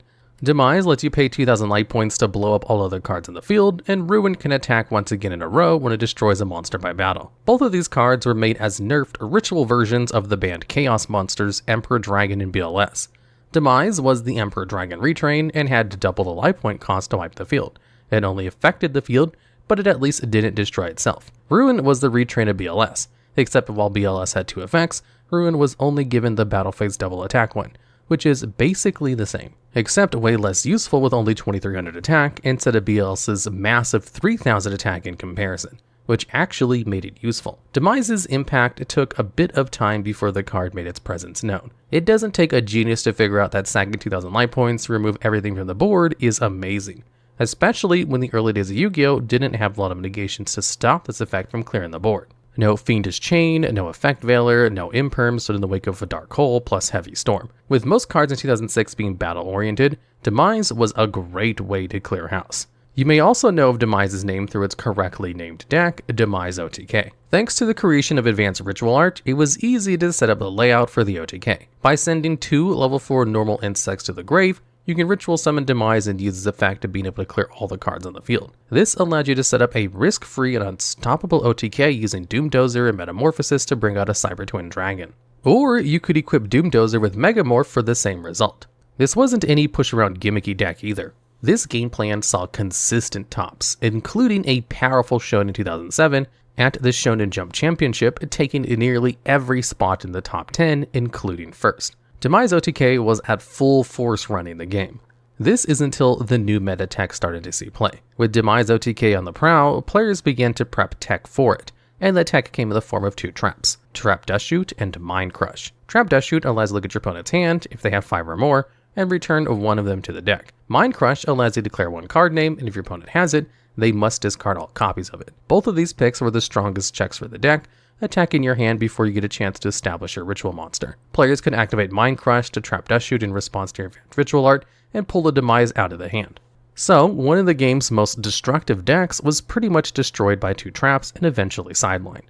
It even became more clear when the cards used for its OTK, Metamorphosis, Advanced Ritual Art, and Megamorph visited the ban list. There's also the case that since the deck was an OTK based deck, meant that it barely had any moves to do on the first turn except play stall cards, which just wasn't fun to play against. On the brighter side, nothing can be taken away from the force that Demise was in the TCG, and was a powerhouse the year it was running rampant. Oh, and Ruin being used as a wallpaper on computers or something. Not as if the card had anything else to do. Ruin's effect wasn't good enough for players to want to main it. It had no protection against traps of any phase, and could only attack multiple times if your opponent controlled monsters. Sure, that may be helpful at certain times, but what's the point of a trap card like Mirror Force, Magic Cylinder, and Bottomless Trap Hole? Could remove it before it sees action. Ritual monsters were already considered horrible due to the tremendous amount of resources they took to make. It made no sense to run it, since it didn't have a beneficial effect on par with its apocalyptic counterpart, who could just wipe the board completely. To some people, it was a waifu. To the rest of us, it was just a terrible printed card. So rejoice, Demise/Ruin lovers, Demise didn't fail. He did his job effectively. It was just the rest of the archetype that flushed his legacy into the toilet, because over 12 years later, Konami announced the release of a new support around Demise and Ruin in the TCG set Cybernetic Horizon. This was another of Konami's attempts to fix the ritual mechanic and make it less punishing to play ritual monsters as they tried to with Vendreads and Blackluster Soldier. It's not like Konami knew what it took to make a good ritual deck. Anyways, here's what Demise/Ruin archetype received as their first wave of support. Starting with their monsters, Demise, Agent of Armageddon, was a level 4 Dark Ritual monster with 1800 attack and 1000 defense, which can be ritual summoned with the ritual spell Cycle of the World. This card's name becomes Demise, King of Armageddon when it's on the field or in your hand. When ritual summoned, you must pop one face-up monster on the field. When it's sent to the graveyard, you can target one ritual monster, and while it's face-up on the field, your opponent can't activate cards or effects in response to your ritual monster's effects. Ruin, Angel of Oblivion, was a level 4 Light Fairy with 1700 attack that uses Cycle of the World as its ritual spell, and is also treated as a Ruin, Queen of Oblivion while in the hand or on the field. While it's ritual summoned, it can make 2 attacks on monsters. If this card is sent to the graveyard, you can target one ritual monster, and while it's face up on the field, your opponent can't activate cards or effects in response to your ritual monster declaring an attack. So, you see Demise and Ruin in their preteens. Now let's show you them when they hit their 30s. Demise, Supreme King of Armageddon, was a level 10 monster with 3000 attack and defense. Can be ritual summoned with Cycle of the World, and is also treated as Demise, King of Armageddon while on the field or in the hand. While this ritual summon card is on the field, your ritual monsters can't be destroyed by battle. It has the same board wiping effect as the original Demise, letting you pay 2000 life points once per turn to destroy all cards on the field. But it also inflicts 200 damage to your opponent for each card destroyed on their side of the field. However, if all monsters used in this card's ritual summon were ritual monsters, you don't have to pay life points to activate this card's effect. Ruin, Supreme Queen of Oblivion, was a level 10 monster with 2900 attack and 3000 defense. This same spell needed, same name treated with its OG counterpart in ritual summon, ritual monsters you control cannot be destroyed by card effects, and if all the monsters used for its ritual summon were ritual monsters, this card can attack twice during each battle phase. If this card destroys a monster by battle, inflict damage to your opponent equal to the destroyed monster's original attack.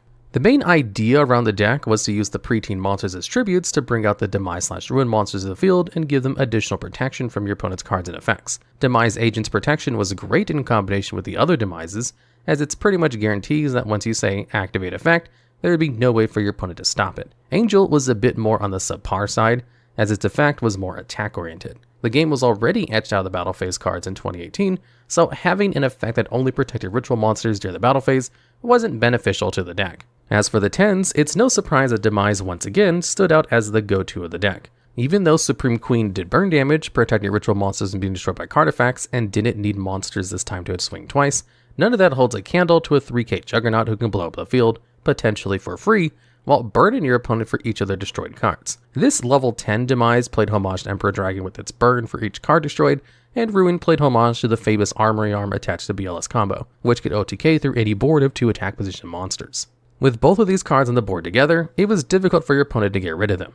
The only issue was that it was still too costly to put both monsters on the field due to the heavy demand for resources, making the deck slow to play. That was even with the new spell and trap cards given to the archetype, including its new ritual spell. Cycle of the World allows you to summon Demise, King of Armageddon, or Ruin, Queen of Oblivion, by sending monsters from your field whose total levels equal or exceeds the ritual monster being summoned. If this card is in your graveyard, except the turn it was sent there, you can shuffle this card back into the deck to get an End of the World from your deck to your hand, and then grab a Ruin, Queen of Oblivion, or Demise, King of Armageddon from your graveyard. They also got a field spell, Breaking of the World. This lets you target a ritual monster you control once per turn, and reveal a ritual monster in your hand, to make the targeted monster's level equal to the monster revealed until the end of the turn. When either Demise or Ruin is ritual summoned, you can either draw a card or destroy one card on the field. Finally, for new spells, the quick play, Turning of the World, allows you to ritual summon Demise, King of Armageddon, or Ruin, Queen of Oblivion from your hand or deck by tributing monsters from your hand equal to or exceeding the level of the ritual monster. Finally, to round things out, the trap card, Renewal of the World, was a continuous trap that on activation banished a ritual monster from your deck. You can send Renewal to the graveyard to activate the effect to either tribute one monster from your hand or field, or shuffle one ritual monster from your graveyard to your deck whose level is equal to or exceeds the level of the monster banished by this effect, and ritual summon that monster. Or instead of doing tributes or shuffling cards back, you can just add that monster banished by this effect to your hand instead. Though the idea of a quick play that can ritual summon a shiny field spell, and a ritual spell that fetches you a monster and another ritual spell sounds good, there are a few drawbacks to each of these cards. Though the quick play lets you summon a ritual monster on your opponent's turn from the deck, there's really no benefit to that outside of the pop from the field spell. None of them really do anything that affects your opponent's plays except Demise, Agent of Armageddon, and that's only if you had it in your hand, since its name is not treated as Demise in the deck. Due to the retrains and level 4s only being treated as the originals in your hand on the field, they couldn't be brought out of the deck. That also applies to using cards like Pre-Prep, who need cards with said monsters' names for you to add them to your hand. Went for the same when you use Cycle the World's Graveyard effect, which could only grab back the original duo from the graveyard, making it hard to recycle any of their retrains if you lose them. Speaking of Cycle, it had its own fair share of issues as it only allowed you to use materials from your field. So ritual summoning was now a huge issue due to these restrictive spells. One only lets you use materials from your field, the other lets you utilize both hand and field, but needing exactly the required amount to ritual summon said monster, which was a horrendous restriction since each ritual monster had various levels, leaving you stuck with no play if you didn't have the right amount for End of the World. The one that could summon from the deck only lets you use monsters in the hand, and the trap card, which probably had the best effect of the bunch, since it basically lets you ritual summon from the deck using materials from the hand, field, or graveyard, was restrictive in that it was a trap card, which meant you had to wait a turn to use it. The field spell was decent in making the lower ritual monsters equal somewhat, and at least drew you a card or popped even if it left the field, but offered nearly nothing else.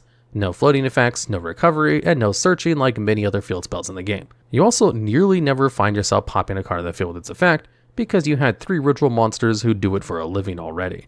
And ironically, 2 of them would destroy the field spell along with everything else with their effects. Even the draw effect was minuscule as a payoff, because it didn't do enough to replenish the resources used in the rituals. There were more issues with the deck than just mid cards. The deck still suffered from using so many resources, which was still the main problem that most ritual decks had. The deck was giving no floaters in case anything went awry, and was easily punished when interrupted by almost any type of disruption. Though they tried to attempt making the use of resources rewarding, it still wasn't enough to offset how much you'd have to use to get these monsters on the field. It's one thing that your resources are regular main deck monsters. It's another thing for those resources to have to be other ritual monsters that you'll need in the deck that can barely search or recycle them. Poor resource management was just a bane to every ritual deck in Konami's testing phase, and sadly, Demise didn't escape that either. What was also surprising was there were no regular main deck effect monsters for the archetype, which would have benefited the deck immensely, especially in the searcher and floaters category of the deck. This would have helped immensely if the archetype had something that would help them plus, like how Necros had Shurit, which could be used as a Hult tribute and gain an additional search. Demise/Ruin had access to none of that. The punch to the gut was that even the generic ritual power cards like Incantations and Prep cards, heck, even the Majus, didn't help unclog the mess that was a Demise/Ruin deck. The Preps could only search certain parts of the deck, Incantations would be stuck on the field due to the ritual spell having restrictions on where you can even use ritual tributes, and Maju was decent, but was easy hand trap bait for your opponent to handle. There's only one formula that having all of these issues can lead to. Their final issue was, of course, bricking. This deck's bricks make Blue Eyes look like Dragon Link, with a heavy amount of ritual monsters, mix and match of ritual spells, outside engines to create board presence, and the need for certain monsters to meet your required gameplay was asking a lot for so little results for the deck that it was supposed to be able to clear and OTK your opponent in the same turn, which, as you can see, they weren't able to do. You were always either 1 to 2 pieces short, an inherited effect off, the wrong ritual spell based on the level, or just a whole cluster of cards that can't gel anything together. That pretty much sums up this Kooligan archetype. However, many had high hopes for the Demise/Ruin support was taking itself in the right direction on how ritual summoning should work. In terms of summoning, they did a pretty good solid job. You had 3 options for ritual summoning, including a really inventive way to use ritual summoning from the deck with Turn of the World, which was also the first card in the game with the ability to spell on ritual monsters straight from the deck. It was a Kickstarter for other ritual-based decks to be able to tune out ritual monsters from the deck, like Megalith and Voiceless Voice, who have similar concepts to get ritual monsters from your deck onto the field. So the concept was pretty solid. It was just abysmal execution that wasn't properly planned out. It's really ironic how Demise was more successful without any support for it. You'd think an archetype that is built around blowing up the field and just swinging for game wouldn't be this complex. However, we received a gimmicky, fragile, resource-wasting deck with so many bricks, affordable houses can be built across the world. You can only do and add so much to a deck that just can't get all the pieces together. Demise and Ruin get the thumbs up as one of the coolest looking couples in the game, but they get a big fat F failing flat on their face. The apocalyptic bringing duo meets their end on our failed cards and mechanics Hall of Fail. In 2004, the world was introduced to one of the most terrorizing and powerful cards to ever be printed, Blackluster Soldier, Envoy of the Beginning. This card literally caused so much chaos that it was banned the next year after it was released. So, when Konami announced that an archetype based around BLS was being made in 2015, people were terrified and excited about the potential it would have. It's too bad that the archetype was more focused about retraining the ritual version of the card rather than the chaos one. Now, as stated, a big reason for the hype of this archetype was the fact that it combined the ritual aspects of BLS with the chaos and effects of Envoy of the Beginning. It was also released around the time when players were still getting used to seeing BLS in the format in years. The card's notoriety was immense as it was easy to summon, as its requirements was only removing a light and dark monster from your graveyard. Came with a whopping 3000 attack, and it had a soft once per turn effect that lets you banish one monster in the field, or make a second attack in a row if it destroys a monster by battle. Already having an easy summoning condition and removing two of the most highly supported attributes in the graveyard to get a 3000 card was laughable. Then it gave that card the ability to clear monsters off the field through banishment or punch over them with 3000 attack. It became more dangerous on its return to the game in 2011 thanks to becoming a dangerous OTK machine with Armory Arm, which would be able to pump up your Envoy beginning to 4000 and do burn damage equal to the monsters you destroyed with it. So a 4000 BLS swinging into 2 attack position monsters with less than 4000 attack was an immediate OTK. It's situations like this that made it a tough decision to justify getting this card at 3. Outside of the fact that the game is at a point where such a ridiculous card like this is seen as either slow or just being power corrupt. So why did this ritual card become the center of attention instead of the Chaos BLS? Well, there are 2 main reasons. One is that you're destined to become a retrain if you're a part of Yu-Gi-Oh's deck. 2 is that Konami was already working on making ritual monsters operational. Ritual summoning was considered too heavy a cost and would make the player go -1 just to summon one monster. With the successful hit of Necros, Konami continued to explore new ways to make rituals appealing and viable for players to actually use.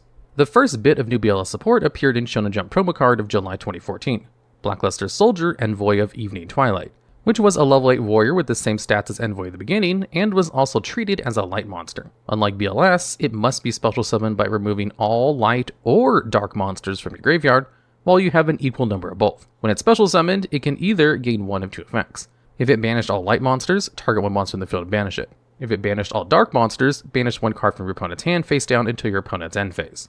As you can imagine, by reading this card, you'd see why it was nearly unplayable. Not only did you have to have an equal amount of lights and darks to summon it, but then you had to remove all said resources for only one of 2 effects. It also took away your battle phase. To do all this for a 3000 attack monster who prevents you from attacking with all your monsters, including its poster child, or soldier in this case, for a card that doesn't really do much when it hits the field was just too steep of a cost. It also didn't really affect any changes to the BLS deck, as Envoy of the Beginning was still a strong boss monster to play. So don't focus on the Envoy of garbage anymore. It's time to introduce the real stars of failed cards. Introduce a Dimension of Chaos where the 9 cards needed for the archetype. Beginning Knight was a level 4 warrior monster with 500 attack, 2000 defense that gave a Blackluster Soldier ritual monster the ability to target one monster in the field to banish it, and to swing once more in a row if you destroyed a monster by battle and send it to the graveyard.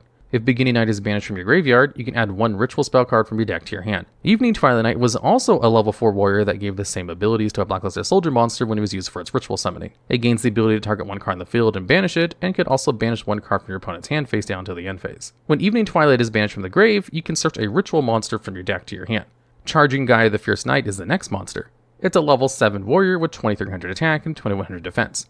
You can normal summon this card without tributing, but its original attack becomes 1900. When it's tributed, you can add 1 BLS monster from your deck to your hand. Super Soldier Soul was a level 1 with 0 attack and defense. You can send 1 BLS from your hand to the grave to make this card's attack become 3000, and its name Blackluster Soldier until the end of your opponent's turn. You can banish this card from your graveyard to add either a Beginning Knight or Evening Twilight Knight from your deck to your hand. With Evening and Beginning Knight, you can give your Blackluster Soldier extra abilities on top of being a 3000 attack beatstick with the max potential of being able to banish 2 cards on field, swinging 2 times, and banishing a card from your opponent's hand. But you wouldn't give these benefits to no regular Luster Soldier, you'd give it to a Super Soldier. Blackluster Soldier Super Soldier was a level 8 Earth Warrior ritual monster with 3000 attack and 2500 defense.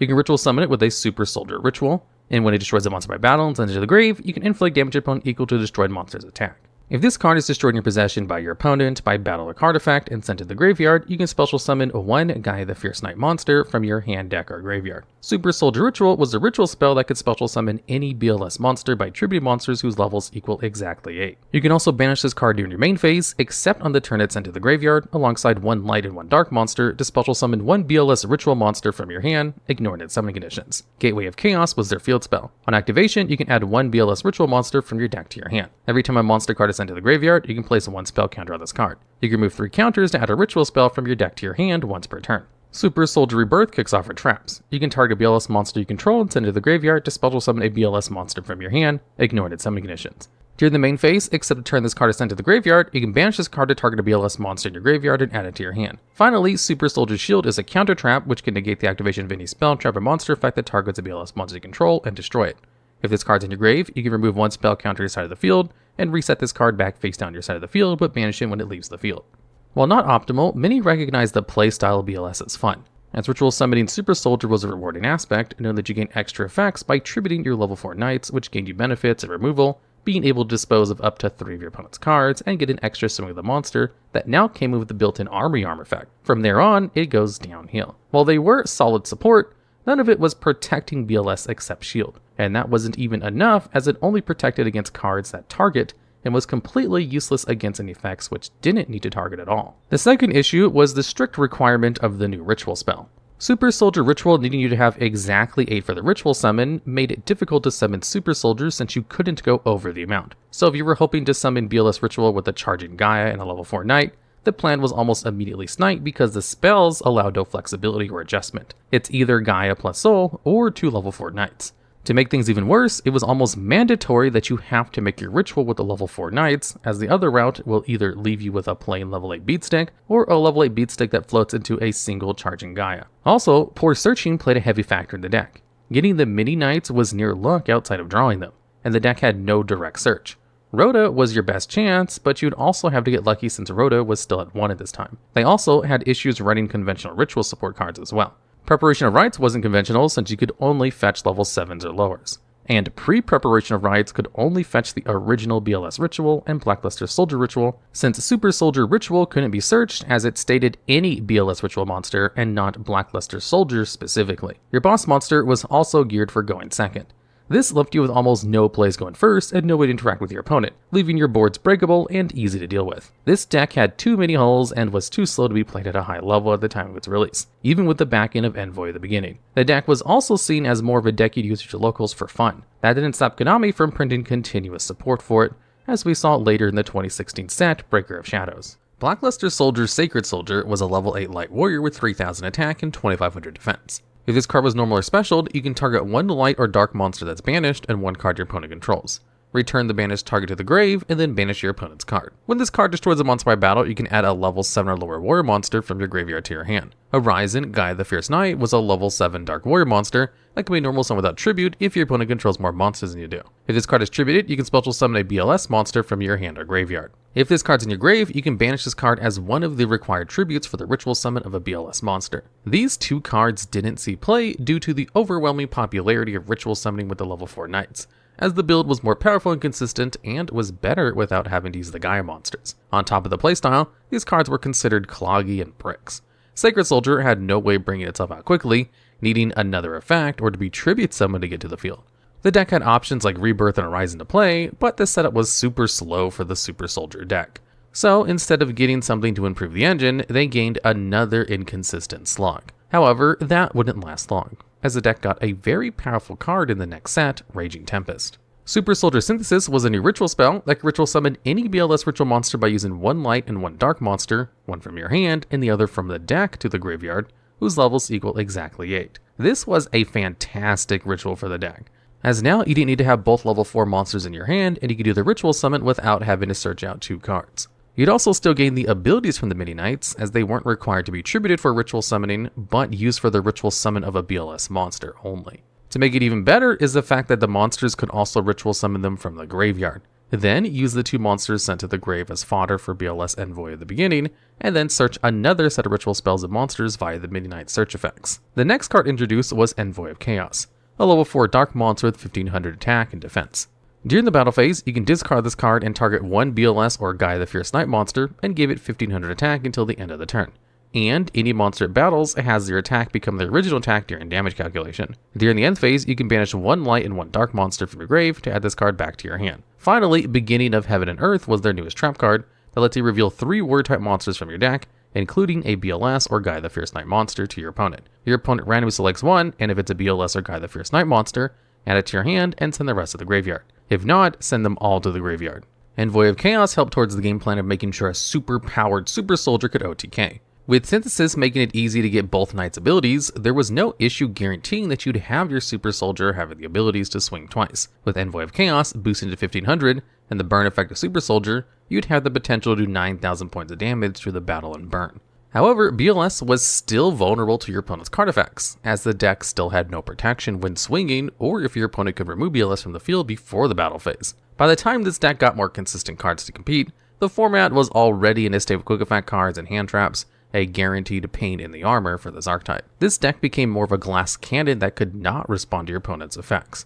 This deck had little to no impact, even with its new support at its beckon. By 2018, the deck was completely unable to keep up with the standard format. Even with BLS Envoy at the beginning finally being put to 3 since its release in Invasion of Chaos all those years ago. In 2019 Battle of Legends, they gave us Blackluster Soldier, Soldier of Chaos, a Link 3 with 3000 attack that requires 3 monsters with different names.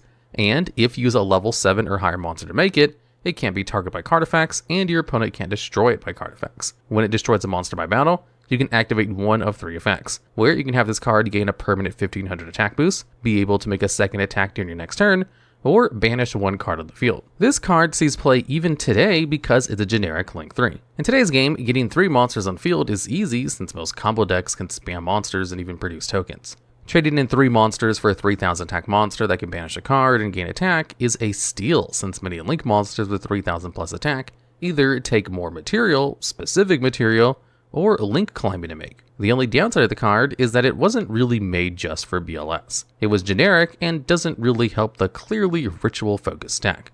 In fact, they got a literal support that noted BLS in their tags, which didn't really do anything for the deck. Cards like Master of Chaos, Chaos Form, and even Master of Chaos included BLS, but weren't BLS focused. They were more based on the Chaos sub-archetypes growth instead of just BLS. So, the world's coolest Chaos Warrior was still in a place it was in 2015. The final piece of support came out in Maze of Memories. Blackluster Soldier Legendary Swordsmaster was an Earth level 8 monster with the same stats as its predecessors. It can be ritual summoned with Chaos Form or Super Soldier Ritual. And during the draw phase, you can add a ritual spell card from your deck to your hand instead of conducting your normal draw. Your opponent couldn't activate cards or effects during the battle phase, and if this card is ritual summoned using a normal monster when attacking, if this card destroys a monster by battle, you can shuffle all cards your opponent controls into the deck. While Sacred Swordmaster had an effect that could potentially board wipe your opponent, needing to run a Garnet normal monster to activate its effect essentially meant having to play a brick to meet a requirement. On top of that, it wasn't like the card couldn't be stopped either, as a hand trap like Effect Veil or Imperm could just negate the effect before going to the battle phase. Players on a whole could just effectively deal with the monster before the battle phase even came up. With that comes the unfortunate tale of BLS. The deck was a slow second turn deck that put all of its eggs into one basket to perform an OTK. You know what rhymes with a slow deck that can't perform in the regular TCG? That's right, Duel Links, where the deck is actually a tier 1 threat to this day. Duel Links' slower style gameplay allows the deck to thrive during the battle phase. Also, Duel Links allows these skills to assist decks in gameplay, which is why BLS is thriving there. The Soul of Light and Darkness is a skill that activates at the beginning of the duel, where you send the Souls of Light and Darkness and a Super Soldier Ritual from your deck to the graveyard, but for the rest of the duel, you can only summon BLS monsters, Guide the Fierce Knight monsters, and monsters with a rank or level. Once per turn, when a Blackluster Soldier monster is activated, add one Blackluster Soldier Ritual monster from your deck to your hand when there are no monsters with the same name in your graveyard and or on the field. Then add up to 3 of your banished cards back to your hand. Once per duel, if the original Blackluster Soldier is on the field, you can set 1 ritual spell from your deck to your side of the field. Soul of Light and Darkness is the name of a package of cards sent to the graveyard at the beginning of the duel. Those cards are Dark Magician, Charging Gaia, Rising Gaia, the Original Gaia, Mystic Elf, Sphere Karibo, and Super Soldier Soul. So, not only do you start with a package of graveyard fodder, but the graveyard effect of Super Soldier Soul is immediately live since you don't have to wait until the turn it's into the graveyard, granting you access to any BLS monster on the first turn. On top of that, you get back the material you use in your graveyard and a free ritual spell. This usually comes in the form of Chaos form, which lets you summon a BLS ritual monster by banishing monsters from your graveyard. You'd get 2 monsters hilariously at the cost of nothing except accepting the duel. With this skill, our Chaos Soldier has found a place in the land of Duel Links, brutally slaying your opponent in an almost unstoppable combo. Now, only if they could have extended the Light and Soul of Darkness to the competitive TCG where they needed it. BLS may be recognized for having one of the greatest boss monsters of all time in their backend, but it was only a matter of time until the card would eat up power creep and become too slow to give you success. The deck was very inconsistent on release, and by the time I got cards like Synthesis, it was too linear to compete with the meta. Your ritual spells always needing to equal exactly 8 didn't give any benefits either, and made running anything outside of the Midi Knights pointless. Barely having any interactions on your opponent's turn and being a battle phase oriented deck also helped seal its fate, as well as the deck not having any effective board breakers to deal with your opponent's interactions. The monsters had no protection, no quick effects, and depended on the materials to become a threat.